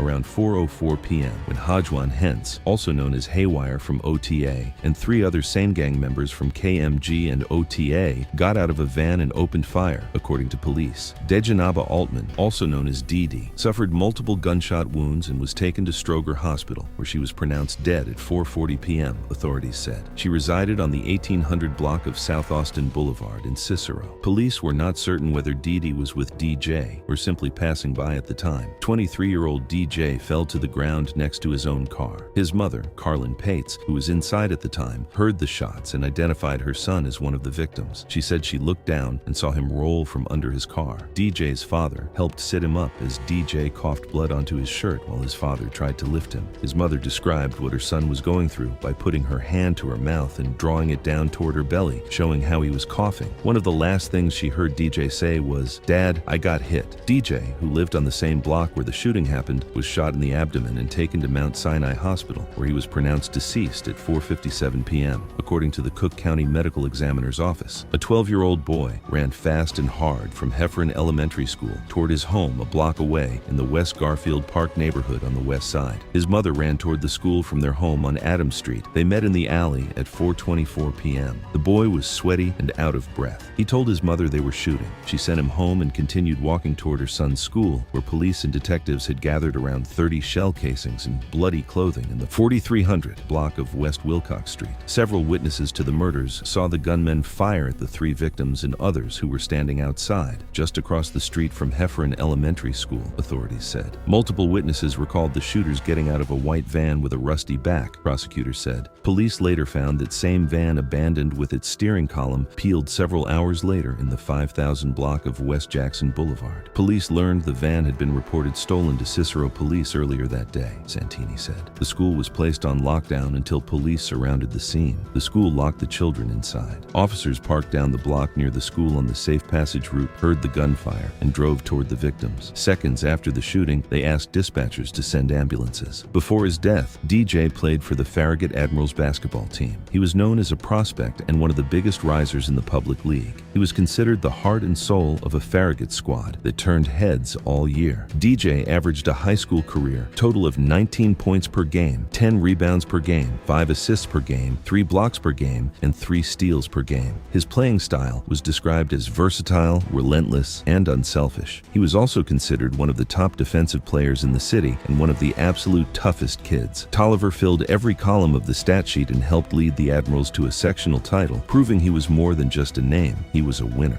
After graduating high school, DJ went on to play at Highland Community College in Freeport, Illinois. After the murders of DJ and Didi, Jabari Parker of the Milwaukee Bucks passed on his condolences to the family of his former high school basketball rival during a post-game interview after a win on April 1st, 2016. Jabari Parker, a former basketball standout at Simeon High School, had played against DJ and Farragut in March of 2011. An individual close to DJ and his family was later seen in the comments paying respect to DJ and his short but impressive basketball legacy, saying DJ had great game and that it came from his big brother. He also revealed that the day DJ was murdered, along with his cousin Didi in the same shooting, was the same day DJ had signed his letter of intent to go play ball for Coach V. On the same day DJ passed, James Wells, also known as Skrilla from Frogang, was seen grieving on social media about DJ's death and revealed that he had just been with him shortly before his passing. Another Frogang member was also seen honoring DJ on the same social media platform, saying things would never be the same after their fallen member DJ was gunned down. Noon from Frogang would also be seen on social media honoring DJ after his death. While high off pills, he paid his condolences and said DJ's death had him thinking, while also saying he would never forget about him.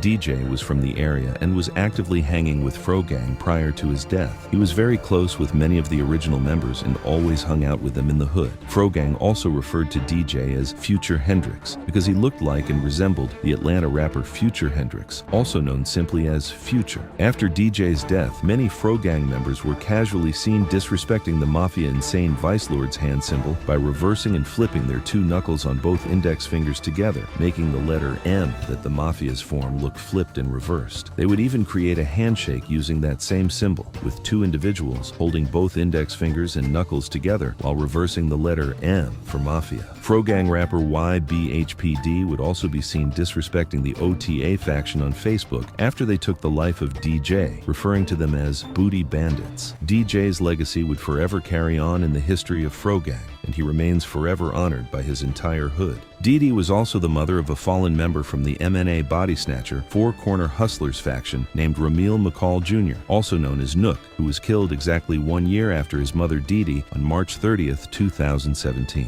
Months before his death, Nook made a post on Facebook speaking about the depression he was dealing with after losing his mother. In the emotional post, he expressed that he wished he had his mother back with him and that he needed somebody to talk to, while also feeling as if nobody truly cared about what he was going through. The deaths of Dee Dee and her son Nook, occurring almost exactly 1 year apart, would later become remembered by many people from both neighborhoods as one of the more tragic and emotional losses connected to the early stages of the modern-day K-Town and SaneGang conflict. The conflict between K-Town and SaneGang would not end with the death of DJ. In reality, that moment only marked the beginning of a larger escalation. Nearly 3 months later, Frogang would allegedly retaliate against SaneGang by taking the life of a well-loved KMG member who was also affiliated with the Four Corner Hustlers, despite his association with and ties to the KMG Mafia insane vice lords. On June 18, 2016, 23-year-old Eric Smith, also known as EJ, from the KMG branch of the SaneGang Mafia Insane Vice Lords Alliance and the YFN faction of the Sniper Four Corner Hustlers, was shot and killed just a block away from his home in Austin. EJ got his ass smoke, should've been on his phone. His dumbass. Around 6:30 a.m., EJ was in the 4800 block of West Monroe Street when he was shot multiple times in the head and body by a Frogang member. Chicago police spokeswoman Officer Nicole Traynor stated that officers responded to calls of shots fired and a person shot. When they arrived, they found EJ lying face down on the ground. He was pronounced dead at the scene at 7:20 a.m., according to police and the Cook County Medical Examiner's office. No one was in custody for the shooting. EJ's death hit multiple circles across Austin.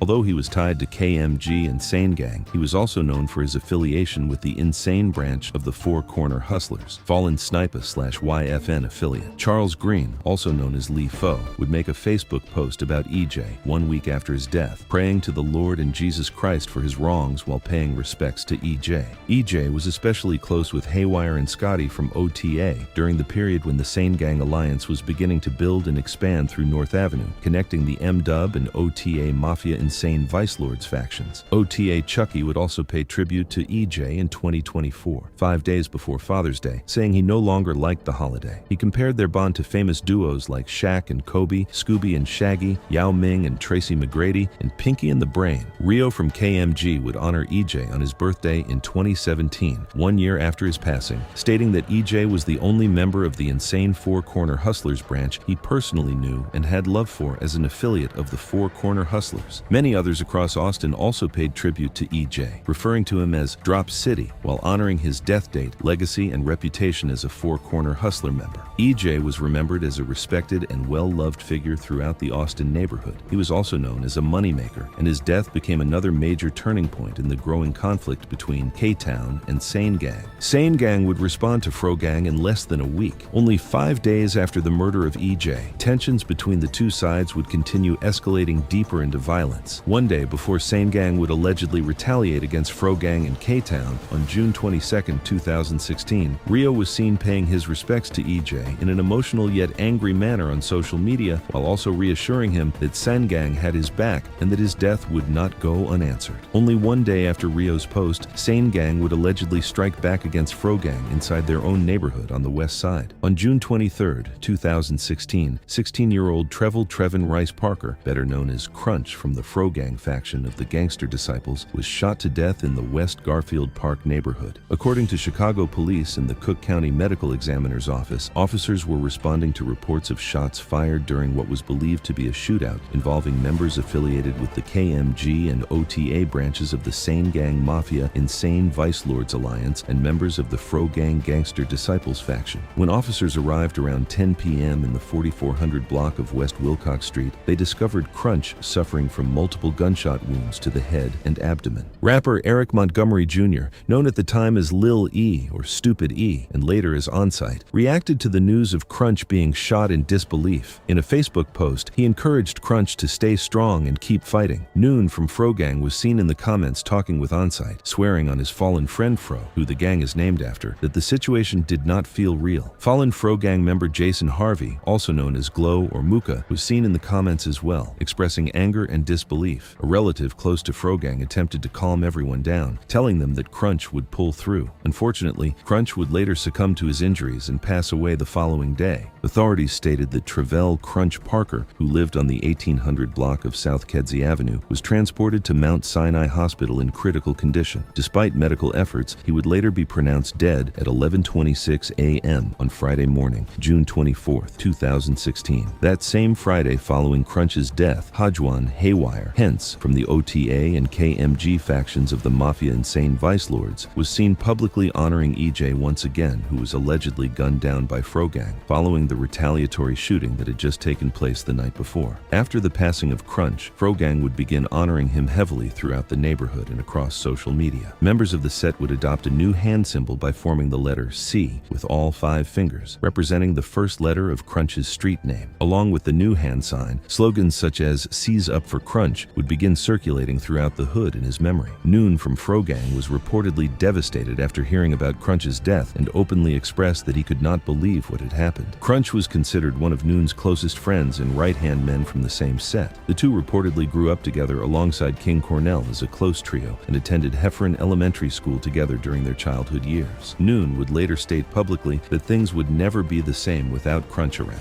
Crunch was also closely connected to the younger generation of Frogang members and rappers during that era. He maintained strong ties with Herman Tolliver, also known as Herbo 2X, along with Eric Montgomery, who was known at the time as Lil E or Stupid E, later becoming more recognized as Onsite. Onsite would later reminisce about his close friendship with Crunch, recalling that he was one of the first people Crunch called after being released from juvenile detention, telling him to come outside and hang out in the neighborhood. Onsite also remembered Crunch as someone who was always eager to be outside, make money through trapping, a street slang term for drug dealing, and involve himself in the ongoing street conflicts. Growing up together in the same age group alongside King Cornell, also known as Lil Nell, the trio was known among their peers as the Fly Boys. Crunch also shared a very close bond with LaJames from the Frogang faction. The two were frequently seen together and maintained a strong friendship within the set. Members from that generation reportedly viewed Crunch as one of the most energetic and active younger members from the neighborhood. During the early stages of the war between Frogang and SaneGang, Crunch was openly seen disrespecting the Mafia insane vice lords by reversing their hand symbol with his knuckles together, showing the intensity of the hatred he had towards SaneGang despite his young age. Crunch's reputation and influence extended beyond Frogang itself. Members from the Fly Life faction and branch of the K-Town Gangster disciples were also seen honoring him after his death. One Fly Life member publicly reminisced about visiting Frogang's neighborhood and seeing Crunch outside regularly, describing him as a real member. The individual explained that whenever they saw Crunch, all he wanted to do was mess the ops up, meaning he constantly wanted to slide and participate in gang-related retaliation missions alongside Fly Life members. Gutta Mo from the DCG, also known as the Jack Boys faction of the Four Corner Hustlers street gang, would also publicly honor Crunch multiple times on Facebook months after his death in 2016. In one emotional post, Gutta Mo questioned why Crunch did not have his pipe, a street slang term for a firearm, on him the day he was shot, while also expressing how much he missed him. In another separate post, Gutta Mo publicly revealed that he thought about Crunch nearly every single day since his death. Before his death, Crunch had graduated from 8th grade in 2014 at only 14 years old, exactly 2 years before he was killed. Following his passing, Frogang would further immortalize his name by adopting the nickname Crunch City in his honor. Members would also create and wear a chain in honor of Crunch's name, further cementing his legacy within the set and ensuring that his memory remained present throughout the neighborhood. Despite only being 16 years old at the time of his death, Crunch was widely known throughout the neighborhood for always being outside and actively involved in street activity. Older and younger generations alike reportedly respected him for the energy he brought around the hood. Many members remembered him as someone who stayed present in the neighborhood daily, maintained relationships across multiple age groups within the set, and constantly kept the morale and intensity of Frogang active during the early stages of the conflict with SaneGang. The following month, July 2016, would mark the beginning of serious legal trouble for the KMG faction of the Mafia insane vice lords and the broader SaneGang alliance. On Monday, July 18, 2016,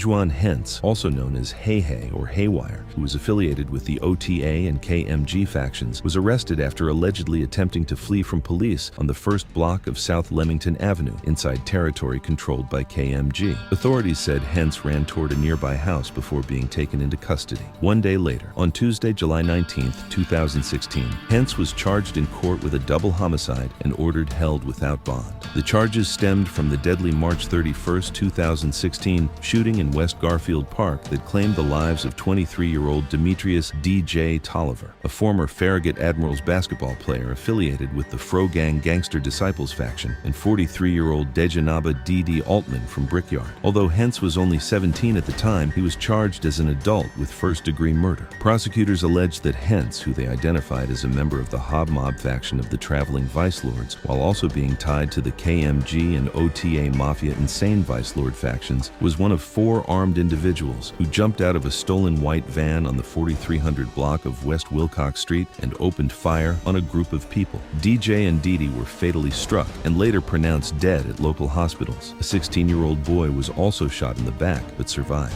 According to prosecutors, investigators recovered around 30 shell casings from the scene. A shell casing found inside the stolen van allegedly matched casings recovered from the shooting location, and fingerprints from inside the vehicle were said to match Hentz. Assistant State's Attorney Santini also stated that several witnesses identified Hentz in a photo array as one of the shooters. At the time of his arrest, Hentz reportedly lived with his mother and 2 brothers on the 3700 block of West 13th Street, territory associated with the Hob Mob traveling Vice Lords, and attended Manly Career Academy High School. While incarcerated, members from Hob Mob would later be seen publicly paying respects to him on his birthday. Haywire also had close ties to the Anna Boys faction of the New Breed Street Gang in North Lawndale and was connected to Kettrell Hill, also known as Lil Breed, who was tragically killed later that same year on November 21, 2016. After his arrest, multiple members connected to SaneGang and its allied factions publicly supported Hentz. Mondre Brown, also known as Top Otto from the OTA and M-Dub Mafia Insane Vice Lord factions, would post support for Hey Hey, referring to him as Rocket and saying, "Free him until it's backwards." Simaj Ratliff, also known as 2-3, a documented KMG member, also reacted with frustration and referred to Hey Hey as his boy. Another documented KMG member, Byron Logan, also known as Big Bucks, was seen supporting him while communicating with Antoine Mabins, also known as Meet Us, a documented member of the TTU Traveling Vice Lords faction. Their posts appeared to reminisce about the summer when their factions were allegedly aligned against K-Town Gangster Disciple factions, using the phrase acting bad, which prosecutors interpreted as slang for dangerous gang-related activity. As the years passed, Hentz remained in Cook County Jail awaiting trial. Nearly 8 years later, in early 2024, his case finally moved forward. Dayton Johnson, also known as Daysky or Day Day, Hentz's brother and a member of the OTA Mafia Insane Vice Lords, announced the trial on social media, stating that he was ready to be there for him while also making disrespectful remarks toward Cook County Jail and saying, "Free my brother Hey Hey." However, the outcome would be a major loss for the SaneGang alliance. Hajuan Hi Hi Hentz was found guilty, and on June 4, 2024, he was sentenced to 25 years in prison for the double fatal homicide, conspiracy, and murder with intent to kill and injure. He is currently serving his sentence at Pontiac Correctional Center and expected to be released on parole on December 7, 2048. Hey Hey would also be referenced in music connected to OTA. OTA Wu, who was close with him, could be heard supporting him on the released song Dead Fly with rapper Shada Boy 33 from the same set. In the song, they accused Fro-Gang of giving information and allegedly cooperating against Hajuan Haywire Hentz in court. Fro-Gang really soft as hell. Free little Hey Hey out the cell. When I drop a G, you would think I was all KMG. Following the conviction, OTA Daysky would continue reacting to Hey Hey's incarceration, saying he was with him every step of the way and thanking him for remaining the same and sticking to the street code. After losing a well-beloved and heavily active member to the system, karma would yet again take a turn on the KMG faction of the Mafia Insane Vice Lords during their war with the Fro-Gang Gangster Disciples faction. 1 week after Haywire's arrest, Fro-Gang would allegedly retaliate against the KMG branch of SaneGang and the Mafia Insane Vice Lords faction exactly 1 month after the death of their fallen member, Crunch. One day before the alleged retaliation, a Fro-Gang member posted pictures from Crunch's funeral on July 25, 2016, paying respects while telling him to rest easy and throwing up the slogan in honor of his name, Seize Up. Coincidentally and interestingly, only 1 day after that post, Fro-Gang would allegedly strike back, taking the life of a well-loved member from the KMG branch of SaneGang, who is also known as a high school basketball player. On July 26, 2016, 18-year-old Keyon Tyval Boyd, also known as Kato, from the KMG branch of the SaneGang Mafia Insane Vice Lords, was shot and killed, while 2 other teenagers were wounded during a daytime shooting in the Austin neighborhood. Witnesses stated that an ongoing drug and gang-fueled war was plaguing the block, eventually leading to the deadly attack that left Kato dead and 2 teens injured. Neighbors also described the area as a major marketplace for heroin and marijuana, saying violence had become increasingly common in recent years. At approximately 11:10 a.m., a group of 3 people, including a 13-year-old boy riding a bicycle, a 17-year-old boy, and Kato, were standing on the sidewalk while walking to play basketball at a nearby court on the 100 block of North LaPorte Avenue, in territory controlled by the LMG branch of SaneGang. According to Chicago police and witnesses, 2 alleged Fro Gang members known as Herbo 2 Times and Noon walked out from an alley and opened fire, unleashing more than a dozen shots toward the group before fleeing northbound on foot. No one was taken into custody. Residents living nearby stated they had seen roughly 5 or 6 Fro Gang members parked in an alley near the 4900 block of West End Avenue shortly before the shooting. Witnesses said 2 individuals stepped out with firearms and began shooting toward the group standing near West End and LaPorte Avenue. A woman identified only as Maria, who refused to give her last name out of fear for her safety, said she had brought her daughters to visit their great aunt on the block when they suddenly heard approximately 15 gunshots ring out. Kato was struck in the shoulder and transported to Stroger Hospital, where he was pronounced dead at 11:59 a.m., according to Chicago police and the Cook County Medical Examiner's office. He lived on the 200 block of North Leamington Avenue, only blocks away from where the shooting occurred. Among the 3 victims was the 13-year-old boy, who witnesses said could not escape quickly enough because he was sitting on a bicycle when the gunfire erupted. One woman described the boy screaming and holding his leg while crying out for help. Following the shooting, the bicycle and a pair of sneakers remained abandoned on the sidewalk near Lavergne and West End as paramedics rushed to aid the victims. Neighbors identified as Ed and Mary said that while paramedics worked on the wounded teenager, another man suddenly came running down the block from LeClaire Avenue. According to them, the chaos and screaming initially prevented people from realizing someone else had been fatally shot. Ed later looked toward the intersection and saw one victim lying motionless on the ground, while another sat upright clutching his side. The 13-year-old victim had been shot multiple times in the legs, while the 17-year-old was struck in the left shoulder. Both were transported to Mount Sinai Hospital and were later listed in stable condition. The death of Kato would heavily impact the KMG branch of SaneGang. Former Southern Illinois University Edwardsville basketball player Terese Williford, who had already lost 6 former high school teammates to gun violence, publicly paid his respects to Kato, who had played alongside him at John Marshall Metropolitan High School. Williford described Kato as someone who constantly tried to do things for himself and rarely asked others for help. Because of his infectious smile and positive personality, teammates had nicknamed him Smiley. The two had reportedly been friends even before enrolling at Marshall High School together. During the years following Coach Sean Harrington's paralysis, Kato eventually dropped out of Marshall High School, though he later earned his diploma elsewhere. Despite that, he remained highly respected among his peers and within the KMG branch of SaneGang. Many members remembered him as someone who always brought funny and positive energy around the hood. Kato was also reportedly very close with Samaj Ratliff, also known as 2-3, another member from the KMG branch of SaneGang. Roughly 1 week after Kato's death, 2-3 would publicly honor him online, telling him to rest up. In another tribute post, 2-3 would say that the shooting allegedly was not even meant for Kato and that he had simply been at the wrong place at the wrong time. Other members would continue honoring Kato long after his death. On his birthday in 2017, one member posted that he still could not believe what had happened and asked Kato to continue watching over him. Another documented KMG member known as J. publicly stated that Kato's death messed his head up bad, while also claiming he had warned him not to go over there that day. Kato's signature catchphrase, remembered heavily by KMG members after his death, was reportedly the word impossible. On the same day Kato was killed, Noon from Frogang allegedly sent a direct message toward SaneGang by posting a photograph featuring himself alongside Herman Herbo G/Herbo 2 times, Tolliver, King Cornell, and several other Frogang members standing near a front porch.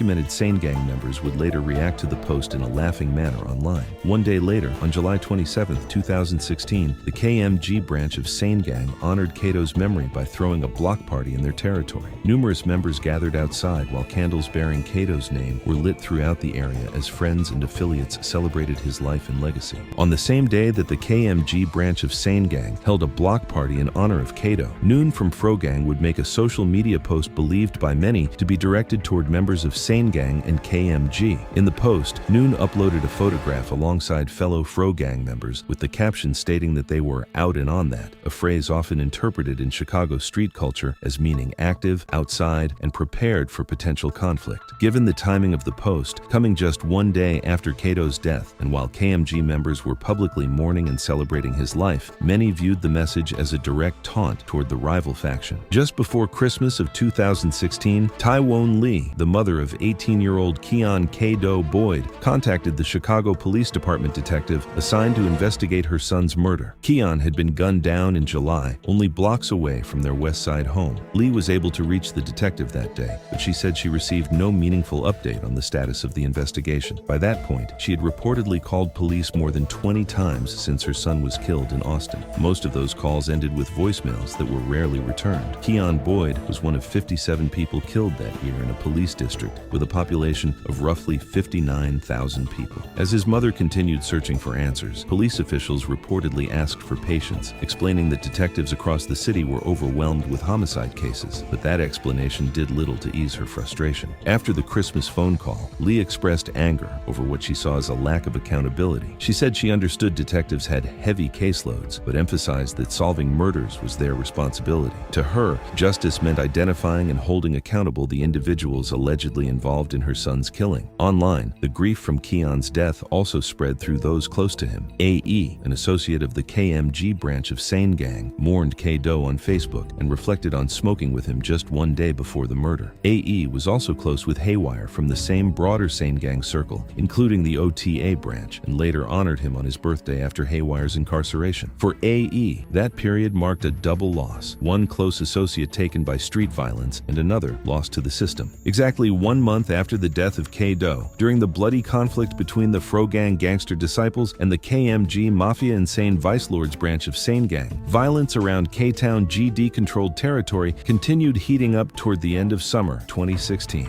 During this stretch, another major loss would hit the K-Town side. On August 28, 2016, 30-year-old DeMarco Richards, also known as Shady, a well-loved Gangster Disciples member from G Street, a faction located down the street from Frogang within the K-Town neighborhood, was shot and killed in West Garfield Park, with 2 others wounded. At about 12:15 a.m., officers patrolling near the 4400 block of West Monroe Street, territory associated with Frogang near Monroe and Costner, heard gunfire and discovered Shady on the ground with a gunshot wound to the head, according to Chicago police and the Cook County Medical Examiner's office. He was pronounced dead at the scene at 12:27 a.m. He was killed on the same block where he reportedly resided, making the shooting even more personal and tragic for people in the neighborhood. An 18-year-old woman was also shot in the left foot and taken to Stroger Hospital in good condition. A 25-year-old man later arrived at Stroger with gunshot wounds to his buttocks and right ankle, and his condition was stabilized. Coincidentally, at that same time, 12:15 a.m., 3 people were also shot in Lawndale, in territory associated with the TTU faction of the Traveling Vice Lords, who are documented rivals of the Frogang Gangster Disciples faction. They were standing on a corner in the 3000 block of West Arthington Street when someone approached on foot and opened fire. A 32-year-old man was shot in the leg, a 26-year-old woman was shot in the chest, and a 27-year-old man was shot in the face and left leg. All 3 went to Mount Sinai Hospital. Shady's death became a major loss for the K-Town Gangster Disciples, especially the G Street faction. After his passing, parts of the K-Town area began honoring him under the name Shady Mob, with purple colors also being used in tribute to his legacy. 2 months later, Frogang would suffer another major loss. On October 29, 2016, 16-year-old DeAndre Jamal Banks, also known as King Noon or Noonie, was shot and killed in West Garfield Park. Noon was a Frogang member, a known hustler, and was allegedly suspected by rivals as one of the people involved in K-Do's murder. Noon was outside on the 200 block of South Costner Avenue, on a block associated with G Street near Adams and Costner, around 4:50 p.m. when shots rang out, according to Chicago police. He was struck in the back and leg and taken to Mount Sinai Hospital in critical condition before later dying from his injuries. families. Noon was known around Frogang as someone focused on getting money. He was often seen flashing money, including rolls of 20s and 100s, and had a reputation for chasing the bag.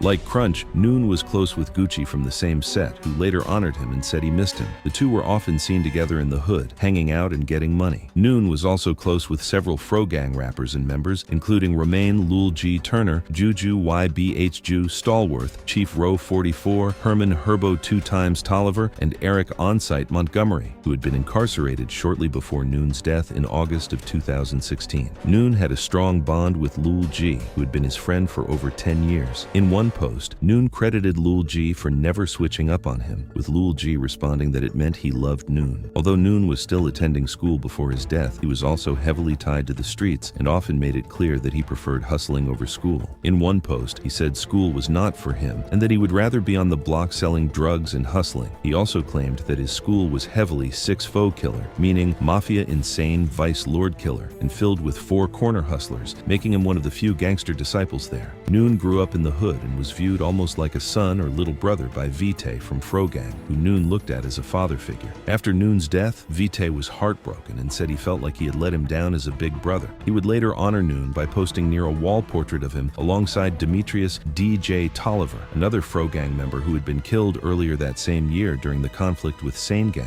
Noon would be honored alongside Crunch, with Frogang members saying he was in a better place. Meanwhile, KMG and SaneGang members claimed that one of Kato's alleged killers was dead, while also saying they would keep sliding for Kato until their own deaths, implying that the retaliation for Kato was far from over. I'm gon' slide for Kato till the day they lay me in my grave. Kato killer gone, but we gon' still pop out and make it rain. KMG, TTG, 100,000 for a chain. By the end of the same week following the death of King Noon, SaneGang would allegedly strike at Frogang once again. On November 4th, 2016, 18-year-old Seneca Harrison, also known as Lil Man or Chunky from Frogang, was shot and killed in the Austin neighborhood. Around 5 p.m., residents heard a gunshot and later found him unresponsive in an alley on the 4700 block of West Congress Parkway, an area controlled by the CMT faction of the Undertaker Vice Lords. According to Chicago police and the Cook County Medical Examiner's office, Chunky suffered a gunshot wound to the chest and was transported to Mount Sinai Hospital in critical condition, where he was later pronounced dead. Police stated that he was a documented gang member and no one was taken into custody. Chunky was especially close with Big Scotty, also known as 33, from the same Frogang faction. The two were viewed as right-hand men and part of the same main crowd, though Scotty was incarcerated at the time of Chunky's death. Chunky was also close with King Noon, another fallen member from the same set. Lil Man aka Chunky was the younger brother of another Frogang member, Jeffrey Harrison Jr., also known as B-Mac, who would later be killed on April 16th. The two shared a close sibling bond, and B-Mac even had Chunky's name tattooed on his neck to honor and remember his younger brother. Before his death, Chunky was expecting a daughter who was born on February 23, 2017, 3 months after he was killed. Her name was Sanaya, and both Chunky's brother and his baby mother made sure she would always know who her father was. B-Mac would also be present in her life as her uncle before his own tragic death. Chunky had been around Frogang since the Monroe Millionaires generation and was remembered as an active member of the faction. The death of Lil Man deeply impacted the entire Frogang faction, as he was widely loved and respected throughout the set. To this day, Chunky continues to be remembered, honored, and missed by members of Frogang, with his name and legacy still carried on years after his death. Following his death, Frogang adopted the name Chunky Mob in his honor. One of the slogans he was remembered for was "Bankrolls and Dracos." Bankrolls and Dracos, like Chunky say when you be laughing. Bankrolls and Dracos, like Chunky say.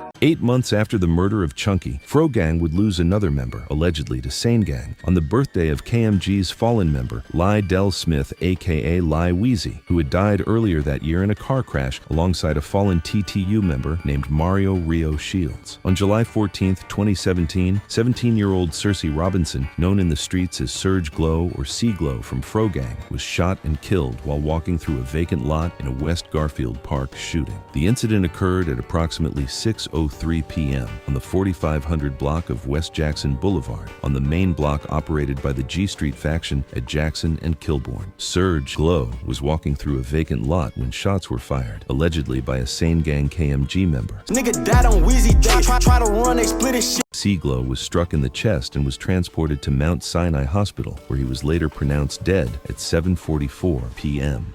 Glow lived about 4 blocks away from where the shooting occurred, near Frogang's main block on Monroe and Costner. An autopsy later showed that he died from complications of a gunshot wound to the chest, according to the Cook County Medical Examiner's Office. One member from Frogang reacted to the shooting of Glow in confusion, questioning why people were saying he was gone and stating that he did not believe it, while becoming hostile toward others for revealing what he believed was made-up information. Other members would confirm the news to him while at the hospital, also expressing their pain and saying that Glow's death hurt. The member who initially did not believe the news stated that he was even about to go hang out in the area where Glow had been killed. Eddie Dell, also known as Gucci 2 Times from Frogang, reacted to Glow's death in disbelief while being off 2 pills. Gucci 2 Times and Glow were often seen together, along with rapper Herman Herbo 2 Times Tolliver from the same set. Glow was best friends with and shared a strong bond with 2 rappers from the same set, YBH Jew and Chief Row 44. YBH Jew and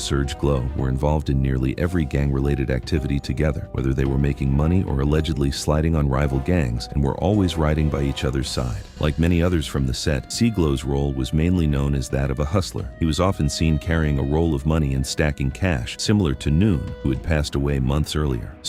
Glow, aka Glow, and Crunch were 2 notable younger members who were viewed as legends within Frogang, and whose deaths were considered massive losses to the set. B-Mac from Frogang would later honor both fallen members, saying that they would forever live through him. Gucci from Frogang would also honor the 2 on their birthdays by saying double C's in honor of Crunch and Glow.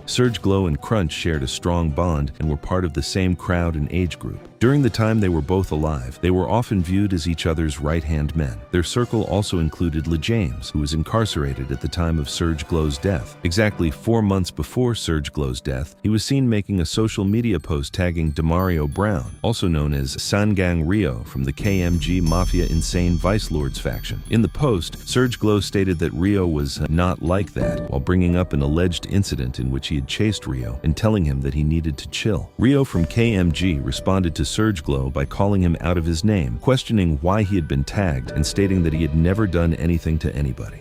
Glow then replied, reminding Rio that he knew he came through his gang's territory. Nearly 7 years later, on March 15, 2024, Rio shared the same post in a laughing manner. Also reacting to the post were a member from SaneGang's LMG faction and Aunt Juan Midas Mabis from the TTU Traveling Vice Lords faction. Midas commented a GIF featuring a Rest in Peace headstone, which was interpreted as mocking the death of Glow.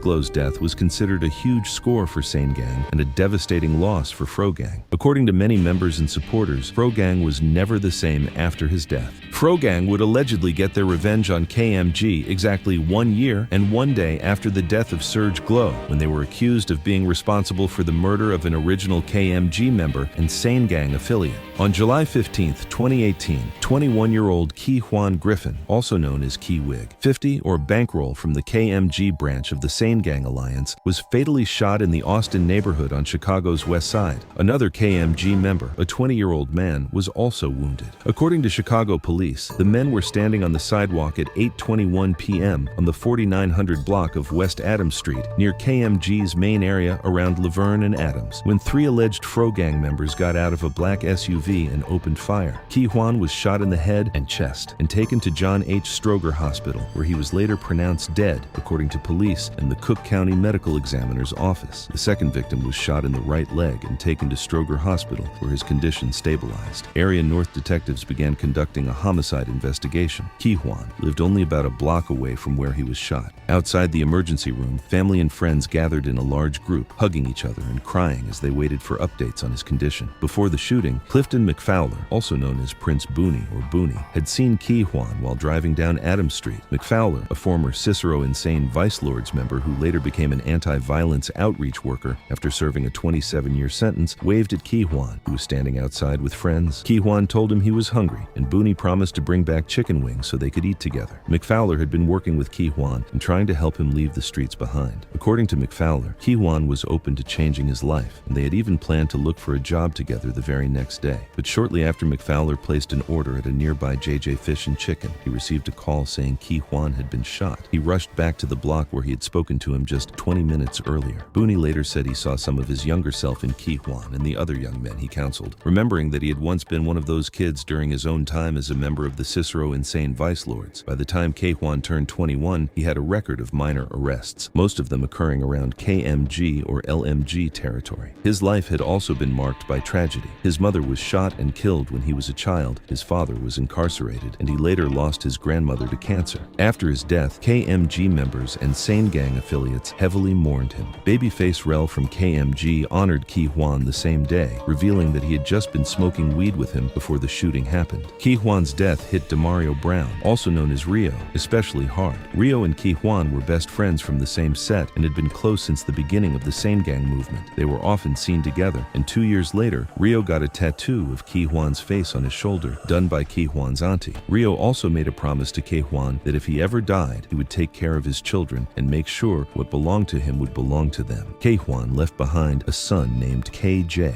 and Rio would continue giving updates about him, letting Ki-Juan know when his son started talking, growing, and going to school. Rio was on house arrest at the time of Ki-Juan's death. Ki-Juan was also close with Big Bucks and had many customized shirts and hoodies connected to the SaneGang alliance. He was especially close with KMG rapper SaneGang Zell, who had known him since the 6th grade. His death deeply affected Zell. Another KMG rapper, SaneGang Twan, also honored Ki-Juan by his other street name, Bankroll. Twan stated that some things would never sit right with him, referring to Ki-Juan's death. The name Bankroll came from Ki-Juan being known for casually carrying large amounts of cash. After his death, Twan began opening songs with the phrase, "Long live Bankroll," in his honor. SaneGang, get it gang, man. L shells. Snitch K, long live Bankroll, man. Aunt Juan Mabines, also known as Meet Us from TTU, said he was incarcerated on the day of Ki-Juan's death. He remembered that people had been talking about Ki-Juan throughout the day before he later received a call from home and heard the tragic news. Ki-Juan was also loved and respected by older Mafia insane vice lords members. Several KMG members created slogans and tributes in honor of his street name, 50. He had a strong bond with SaneGang founder Leroy Ken Sane Robinson, as well as EJ, who was allegedly killed by the same faction accused in Ki-Juan's murder. Ki-Juan also shared a close bond with fallen SaneGang member Lydell Smith. Their friendship was well known among members of the faction, and KMG rapper SaneGang Twan would later share photos and memories of the two together, showing the strong relationship they had before Lydell's tragic death. Like many of SaneGang's fallen members, Lydell's memory continued to be honored by Ki-Juan and others from the set until Ki-Juan's own death in 2018. Anthony Essie, also known as AE from KMG, paid emotional respects to both Ken Sane and Ki-Juan, saying he loved them. MNA rapper Thomas Dean, also known as T Glizzy, and Devontae Meeks, also known as Vante, were seen in the comments telling AE to keep his head up. Ki-Juan and AE had a very close relationship. Ki-Juan had also shown deep love for Ken Sane before his own death. AE would also share a humorous memory involving Ki-Juan and Ken Sane, recalling a time when Ki-Juan jokingly poured seasoned salt on Ken's head. According to AE, Ken was furious about the prank and remained upset for the rest of the night, while everyone else laughed about the incident. The story became one of the many memories friends would later look back on, highlighting the close friendship and brotherhood that existed between Ki-Juan and Ken beyond the streets. In an emotional post, he said he still could not believe Ken was gone and that he would give anything to hear him breathe again. He said it would never get better, that he never thought Ken would leave, and that he wanted to see him again.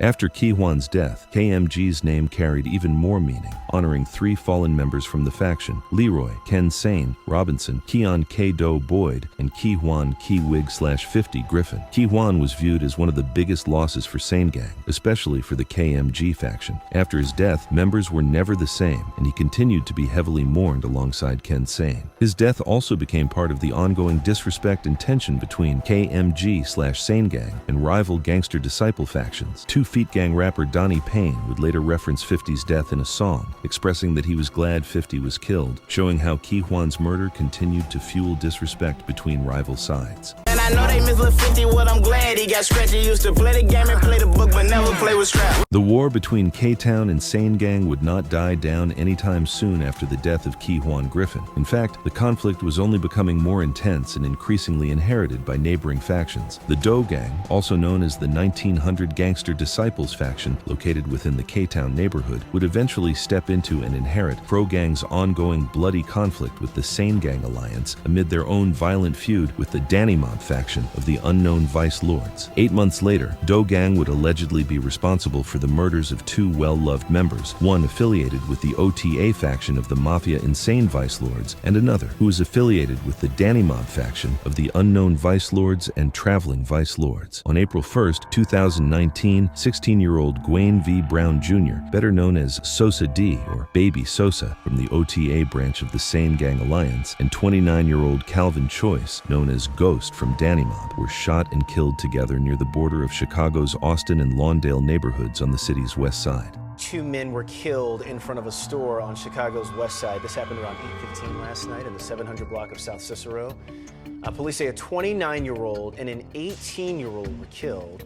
As of now, no arrests have been made. At approximately 8:15 p.m., the 2 men were standing outside a gas station in the 700 block of South Cicero Avenue, within territory controlled by the CMT Undertaker Vice Lords, when a gunman allegedly affiliated with Doe Gang approached them and opened fire. Sosa D was struck in the chest and leg, while Ghost suffered multiple gunshot wounds to the chest. Both victims were transported to Mount Sinai Hospital, where they were pronounced dead within the hour, according to the Cook County Medical Examiner's Office. Autopsies later determined that both men died from multiple gunshot wounds and ruled their deaths homicides. As of that Wednesday, police reported no arrests. Later that same week, Sosa D's school held a candlelight vigil in his honor, as well as for other victims of gun violence throughout Chicago. Sosa D attended Pedro Albizu Campos Puerto Rican High School, where Principal Melissa Lewis described him as an extraordinary young man who could light up any room he entered. Approximately 150 people, including Gwaine's mother, friends, and basketball teammates, gathered outside the Humboldt Park campus. Attendees alternated between tears and laughter as they remembered his stubborn yet humorous personality. Many embraced one another while drivers passing by honked in support of anti-violence signs that read messages such as, "Put the guns down." Small white candles lined the ground beneath a black wall painted with the message, "Zero shots, zero killed today in Chicago." Reverend Joey Canones led a prayer during the vigil, expressing hope that Chicago would one day experience a day with no shootings and no homicides. Standing nearby was Gwaine's mother, Kimberly Hosh, who bowed her head as the prayer was delivered. Kimberly later addressed the crowd, speaking emotionally about the loss of her son. Fighting back tears, she stated that people do not understand how difficult it is to wake up every morning and continue living without her child. She added that she did not want to see any more guns or any more parents forced to experience the same pain she was enduring. When she first received the news of Gwaine's death, she initially believed it was an April Fool's Day prank. 17-year-old Bobby Murdoch shared a similar reaction, saying he also thought the reports circulating on Facebook were a joke when he first learned of the shooting. Jessica Vasquez, a close friend of Sosa D, was seen tying a memorial ribbon in his honor. Baby Sosa was killed just 28 days before his 17th birthday, a celebration he had been eagerly planning and promoting as the party of the year. In addition to his ties to the OTA branch of SaneGang, he was also affiliated with the 2700 faction of the Maniac Latin Disciples in the Logan Square neighborhood and was the blood brother of another Maniac Latin Disciples member. Among those closest to him were rapper SaneGang Capone, who claimed both the M-Dub and OTA branches of SaneGang, and fallen OTA member Laval Lava Harrison. The two would later honor Sosa on his birthday, reminiscing about how he had planned for everyone to get high together and drink 4 Loco bottles during the celebration. Following Sosa's death, SaneGang Capone described himself as running around cold-hearted. In another post made while visiting Sosa's plaque on a mausoleum wall, he stated that he had never cried so hard before and expressed both his grief and hatred toward those he believed were responsible. Tragically, Sosa D was killed on the same day as another fallen OTA member, 23-year-old Darius LaRue McMorris, better known as Snooty. Snooty was fatally shot inside a residence in the 5419 block of South Harrison Street. Antoine Kelly Jr. was later convicted and sentenced to 60 years in prison for Snooty's murder. Mondre Brown, also known as Top Otto from the OTA branch of SaneGang, honored both deceased members. One day after their deaths, he expressed his grief publicly and swore on fallen OTA member Master Robertson, known as Buck, that he had lost 2 outstanding brothers who could never be replaced. Ghost's death also deeply affected Danny Mob, where he was viewed as an important figure by both older and younger generations. By the age of 29, Ghost had accumulated more than 25 arrests. On June 9, 2015, he was sentenced to 1 year in prison for possession of 10 to 30 grams of cannabis. Following his death, Danny Mob members repeatedly stated that they would forever hate April 1st because of the loss of Ghost. Among those most affected was Alan from Danny Mob, who viewed Ghost as a big brother. Alan later described Ghost as the last person he had truly sat down and vibed with before his death. He revealed that he was incarcerated when he learned of the tragedy and spoke about the plans they had together. Alan stated that losing Ghost had a profound impact on him and left a void that could never be filled. The war between K-Town and SaneGang continued to heat up and showed no signs of dying down. During the final 3 months of 2020, multiple encounters and shootings would occur between both sides. On September 19, 2020, a 16-year-old boy identified as Tino from the KMG faction of the SaneGang, Mafia insane vice lords, was critically injured in a post-midnight shooting in the Austin neighborhood on the west side in his own hood. Tino was standing on the sidewalk around 2:15 a.m. on the 5000 block of West Monroe Street in KMG's territory when shots were fired from a dark blue vehicle in an alley. He was struck in the chest and taken to Stroger Hospital in critical condition. KJ from the KMG branch of SaneGang reacted to the shooting by telling Tino to get well. Thankfully, Tino survived after being shot in the chest. 3 months later, in early December 2020, as the year was coming to an end, SaneGang would allegedly strike back at the K-Town Gangster Disciples Alliance by allegedly taking the life of an original member from the Fro Gang faction of the Gangster Disciples. On December 2nd, 2020, 23-year-old Nautica Banks, also known as Gucci or Bankroll from Fro Gang,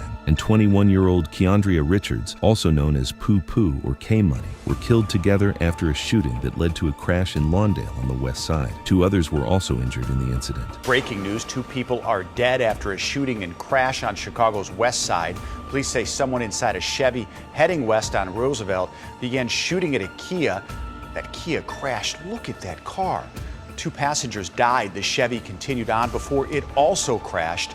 4 people inside took off, and we're told tonight police have not made any arrests. Just before 8 p.m., officers were called to the Lawndale neighborhood after 4 alleged SaneGang KMG members inside a dark blue 2020 Chevrolet Equinox SUV traveling westbound fired shots toward a 2015 4-door Kia Optima sedan near the 4300 block of West Roosevelt Road. The gunfire caused the Kia to crash into a parked car near Laramie Avenue and Roosevelt Road. Police stated that the suspect's Equinox later crashed on the 5800 block of West Roosevelt Road, but the 4 alleged SaneGang KMG members fled the scene and were not in custody as Area 4 detectives investigated. The Cook County Medical Examiner's Office identified the 21-year-old woman as Keandria Richards of East 142nd Place in Dolton and the man as Nautica Banks of the 700 block of South Kenneth Avenue in Lawndale. Both were pronounced dead at the scene at 8:26 p.m. Richards was seated in the front passenger seat while Banks was sitting directly behind her. Both died from multiple injuries caused by the vehicle striking a fixed object, and their deaths were ruled homicides. 2 other people inside the vehicle were injured. The driver, a 25-year-old man, was not shot but was treated for minor crash-related injuries and released. A 25-year-old woman identified as Tatiana Baker, who was sitting behind the driver, was shot in the lower body and taken to Loyola University Medical Center in Maywood in critical condition. Tatiana Baker was later pronounced dead early the next morning, making her the 3rd fatal victim in the shooting and crash. An autopsy ruled her death a homicide, stating that she died from multiple gunshot wounds and multiple injuries from the crash. Keandria Richards was killed just 8 days before her 22nd birthday. Gucci's death was viewed as one of the biggest losses Fro Gang had taken and one of the biggest alleged scores for SaneGang, mainly the KMG faction. Genome Bay, I got the floods. Pop out Max and raincoats. The ops, they ain't no shit.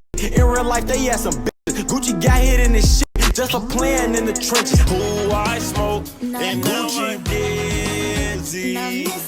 Ironically, before the conflict began in 2016, when the 2 sides were still under a treaty, Gucci had once honored Leroy Ken Sane, Kenneth Robinson, the founder of the SaneGang movement, telling him to rest up and saying that the good die young. Gucci left behind a son named Saya and was killed 3 months before his son's 1st birthday. He grew up and attended Hefferon Elementary School. During his early years, Gucci was also affiliated with the hood-rich Young Money Four Corner Hustlers faction in Austin, around the time he first jumped off the porch between the ages of 13 and 15. In one post, he stated that he had been getting money since the summer of 2008. Gucci also reminisced about the day he and fallen Fro Gang member Noon, who was his best friend, made $1,000 in cash in one day in their hood. Gucci had a strong bond with the rap duo YBH Jew and Chief Row 44. He was also frequently seen with rapper Romaine Turner, also known as Lil G, and fallen Fro Gang member Jason Muka /Glow Harvey Jr. Gucci and Lil G grew up together and jumped off the porch torch around the same time. One of Gucci's closest bonds was with Eric Montgomery Jr., also known as Onsite, who even got a tattoo on the left side of his forehead of the Gatorade symbol, representing the G in Gucci's street name. Gucci was seen almost every day hanging out with the members from his generation. One of the people Gucci's death hit the hardest was Fro Gang rapper Herbo 2 times. Herbo was seen honoring Gucci near a portrait of him placed beside 2 other Fro Gang members, saying Gucci would forever be his brother for life. Herbo stated that he had to stay focused despite the pain he was enduring and could not keep his chin down or show weakness. He also said he was forever heartless while honoring the 23-year bond he shared with Gucci before the death of his right-hand man and fallen comrade. Herbo and Gucci were born and raised together at the same time, with their mothers being pregnant only 2 months apart. Before Gucci's death on June 2, 2020, the two were seen outside with rapper Lil G on the death anniversary of their fallen member Derek Fro Burrows, getting money together. Herbo later got a chain made in Gucci's honor and shared it with other members as a tribute to their fallen member. Gucci was also the older brother of rapper Robert Banks, also known as YBHPD from the same set. YBHPD would later be seen disrespecting the Mafia insane Vice Lord symbol by reversing his knuckle on his index finger alongside Fro Gang rapper Lil Vert 45. Fro Gang Tez and other members were also seen disrespecting the Mafia insane Vice Lord symbol near a full-body memorial photo of Gucci, dissing and implying retaliation. Gucci's death especially hurt the younger generation of Fro Gang. He was with Fro Gang Newski, also known as Lil Swerve, nearly every day and was seen hanging out with him just days before his death. Gucci was one of the biggest losses the entire Fro Gang faction had taken. He was heavily honored as a Gangster Disciples member, with members of his set seen at his gravesite paying tribute to him and his legacy. After losing Gucci, Fro Gang was never the same as they entered 2021 without one of their most respected fallen members. After the murder of Gucci, the conflict between Fro Gang and SaneGang appeared to settle down for a period of time. However, approximately 2 years later, at the beginning of spring 2023, the feud would allegedly reignite when Fro Gang retaliated against SaneGang by taking the life of a well-known original KMG member who had been around since the early stages of the movement. On March 16, 2023, 27-year-old Anton Juan Smith, also known as Shorty Boss, affiliated with both KMG and LMG, was shot and killed while seated inside a vehicle at a gas station in Chicago's Austin neighborhood on the west side. At approximately 8:45 p.m., Smith was sitting in the driver's seat at a gas station located on the 300 block of South Cicero Avenue, an area associated with the CMT faction of the Undertaker Vice Lords. According to Chicago police, 2 offenders allegedly affiliated with the Fro Gang Gangster Disciples faction walked up to the vehicle and opened fire, striking Smith in the chest. He was transported to John H. Stroger Jr. Hospital, where he was later pronounced deceased. No arrests were reported. Following Smith's death, members of Fro Gang allegedly mocked and disrespected him online, referring to him as Pump One, a derogatory name based on the fact that he was killed at a gas station. I'm smoking on Pump One, man. I'm smoking on Pump One right now.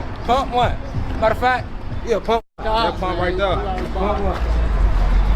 Anton Shorty Boss Smith was regarded as an original member of the Mafia insane Vice Lords from the KMG generation and had reportedly been around since the group was still referred to as LA Gang, before later becoming known as KMG. Smith was also close with fallen KMG member Key Juan Griffin, who he grew up with while jumping off the porch. Both men were allegedly killed by the same rival faction. Despite frequently arguing with each other, Anton and Key Juan were known to have shared a close bond. Within KMG, Anton was widely known for his focus on money. Since his early days in the streets, he was often seen wearing designer clothing, traveling, flashing money, and spreading money around. His image and reputation were heavily tied to getting money and maintaining a flashy lifestyle. After Anton's death, Rio from KMG, who was close with both Anton and Key Juan, paid tribute to him on social media by posting a throwback photo of them throwing up Mafia insane Vice Lord signs while throwing down the 4-corner hustler symbol. AE from KMG also reacted in a heartbroken manner, reminiscing about riding in a minivan with Anton while listening to Matter by Chief Keef from the Finally Rollin' 2 project. Big Bucks from KMG later honored Anton on his 3-year death anniversary, saying he was still mad at him for leaving him. Anton was killed exactly 3 months before what would have been his and his girlfriend's 11-year anniversary. The two had been together since June 16, 2012. Prior to his death, they had a daughter together, Armani Smith, born on August 27, 2017. She was named after Anton's girlfriend's deceased brother, 19-year-old Armani Dickinson. Exactly 4 months after the murder of Anton "Shorty" Boss Smith, the K-Town Gangster disciples would allegedly strike the SaneGang alliance once again. This time, members from the Fly Life faction of K-Town were accused of taking the life of one of SaneGang's most recognizable and influential figures. On July the 13th, 2023, 30-year-old Antoine Walker, better known as SaneGang Twan, was fatally shot while attempting to have window tints installed on his vehicle near the 1600 block of South Pulaski Road in Chicago's North Lawndale neighborhood. The location sits near the border of territory associated with the Fly Life Gangster disciples and the AMG faction of the conservative vice lords. According to reports, Twan was approached and shot while handling routine business at the location. He was transported to a nearby hospital where he later succumbed to his injuries. I rock my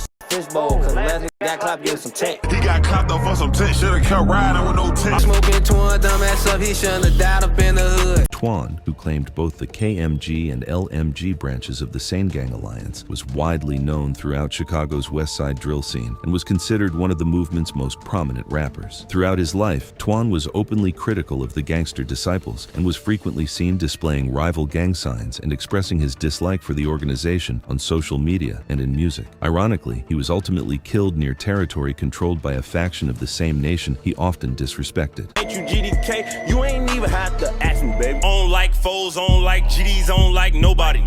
They wear big clothes and make diss songs and ain't killed nobody. We be banging in my hood to say what's up. We lock and drop the G. Lil' bro, them TTG, but everybody drop the rakes with me. Twan shared close relationships with many respected members of the SaneGang movement. Among them was Derek Heavy Harris of LMG, the son of fallen Cicero Insane Vice Lord member Cool. Heavy later recalled childhood memories of walking to Moore Park with Twan to meet girls and attend basketball tournaments where neighborhood sets from across the West Side would gather. Twan was also known to be particularly close with SaneGang member B-Dog from KMG. Months before his death, Twan made a social media post expressing his desire to leave Chicago, describing life in the city as a constant struggle where it felt as if people were simply waiting to either die or go to prison. Following his passing, numerous friends and allies paid tribute to him. On April 18, 2024, TTU member Antoine Midas Mabins honored Twan on what would have been his birthday and reminisced about past memories they shared alongside another TTU member known as Stunt. 1 month before his death, Twan spent Father's Day with his son after previously missing the holiday while incarcerated on federal charges before later being released on a $100,000 bond. He was also able to celebrate Easter with his child, creating memories that would become especially meaningful following his passing. Known for his flashy lifestyle and dedication to making money, Twan frequently wore designer clothing, particularly Amiri denim jeans. In 2022, he commissioned a custom 6-faux chain inspired by the Mafia Insane Vice Lords emblem through Duke the Jeweler and Landmark Jewelry. Twan also purchased and began wearing a custom chain representing the SaneGang movement in June 2020. The piece became one of his signature accessories and symbolized his loyalty and commitment to the alliance. Throughout the years, he was frequently seen displaying both chains in photographs, music videos, and social media posts. Like Anton Smith before him, Twan was regarded as one of the more visible and influential members of the SaneGang alliance. During his lifetime, Twan was also the subject of controversy. Rival gang members and even some individuals from his own side accused him of cooperating with law enforcement, allegations that remained heavily debated following his death.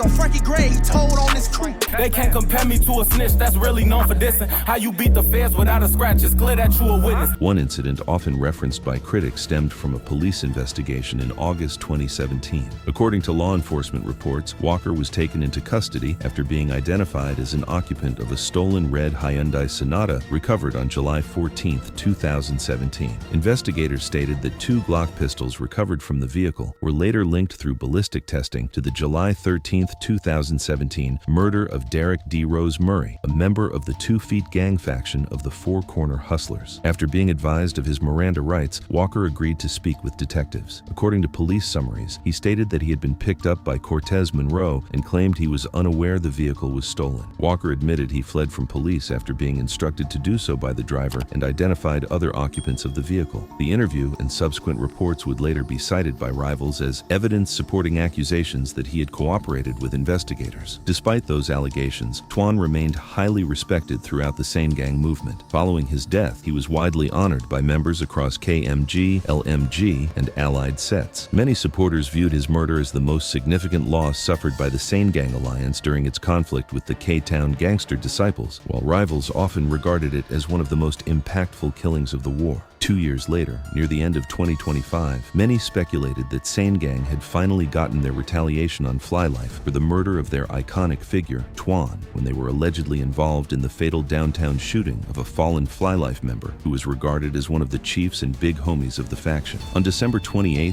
2025, 34-year-old Lorenzo Bracy, also known as Chief Zoe, was shot and killed while 3 others were critically injured during a shooting in Chicago's River North neighborhood. We are learning more about a deadly mass shooting in River North over the weekend. The medical examiner has identified the man who died as 34-year-old Lorenzo Bracy. He was killed and 3 other men were critically wounded early Sunday morning near LaSalle and Hubbard. Chicago police are asking for the public's help to find the shooters. Crime Stoppers is offering a $10,000 reward for information leading to an arrest in the case. According to Chicago police, the victims were getting into a green Lamborghini at approximately 2:53 a.m. on the 400 block of North LaSalle Drive when 4 armed offenders approached and opened fire. Police stated that the gunman fled the scene in a vehicle immediately after the shooting. Lorenzo Bracy suffered multiple gunshot wounds throughout his body and was transported to Northwestern Memorial Hospital, where he was later pronounced dead. The Cook County medical examiner identified him as Lorenzo Bracy, better known as Chief Zoe from the Flylife Gangster Disciples faction. 3 additional victims were also struck by gunfire. A 36-year-old man was shot in the chest, a 43-year-old man was shot in the back, and a 35-year-old man suffered multiple gunshot wounds throughout his body. All 3 were transported to Northwestern Memorial Hospital in critical condition. For much of the morning, investigators focused their attention on the green Lamborghini, which remained surrounded by evidence markers as detectives processed the crime scene. At the time, police had not indicated whether the victims and shooters knew one another or whether the attack was gang-related. Authorities also did not release information regarding the suspect's vehicle. Witnesses reported hearing as many as 50 shots fired. One nearby resident stated that she had been asleep when the shooting occurred and woke up to the sound of rapid gunfire. She described hearing an initial burst of shots, followed by a brief pause before another barrage rang out through the neighborhood. Cook County Crime Stoppers later announced a cash reward of up to $10,000 for information leading to an arrest in the case. Following Chief Zoe's death, members associated with SaneGang were seen honoring SaneGang Twan, who had allegedly been killed by Flylife members in 2023, leading many to speculate that the shooting was retaliation for Twan's murder. We ain't ducking shit, we trying to catch a break. I get that low and I'ma send a blitz. They big homie got smoke, so now they out here sucking Von dick. Chief Zoe was known throughout Flylife as a respected moneymaker and influential figure. He was frequently seen wearing expensive jewelry, designer clothing, and traveling on private jets. He was also the biological brother of Flylife rapper Blazo, who hailed from the same set. Following the shooting, Flylife member Ike was seen honoring Chief Zoe while holding his obituary. Chief Zoe's death was viewed as a major loss not only for Flylife, but for the entire K-Town neighborhood alliance. To many, his killing represented one of the most significant losses suffered by the K-Town alliance in recent years. Following the murder of Chief Zoe, no major incidents connected to the ongoing conflict between the K-Town Gangster disciples and the SaneGang Mafia and Sane Vice Lords have been publicly reported. As of the making of this video, the war appears to be at a pause. Based on the incidents covered throughout this documentary, SaneGang currently holds a slight lead in the conflict, with the current score standing at 7-6. However, K-Town remains close behind, and the feud has largely been characterized by both sides exchanging losses over the years. Despite the violence and numerous incidents connected to the conflict, neither side has been able to gain a decisive advantage. Whether the war remains dormant or eventually reignites is something only time will tell. That'll be it for this video. If you found this content informative, make sure to like, comment, and subscribe for more high-profile and exclusive street history coverage. Rest in peace to all the fallen brothers and sisters mentioned in this video. Gone, but never forgotten. This is Hood Encyclopedia, signing out with you guys. Have a safe and great rest of your day.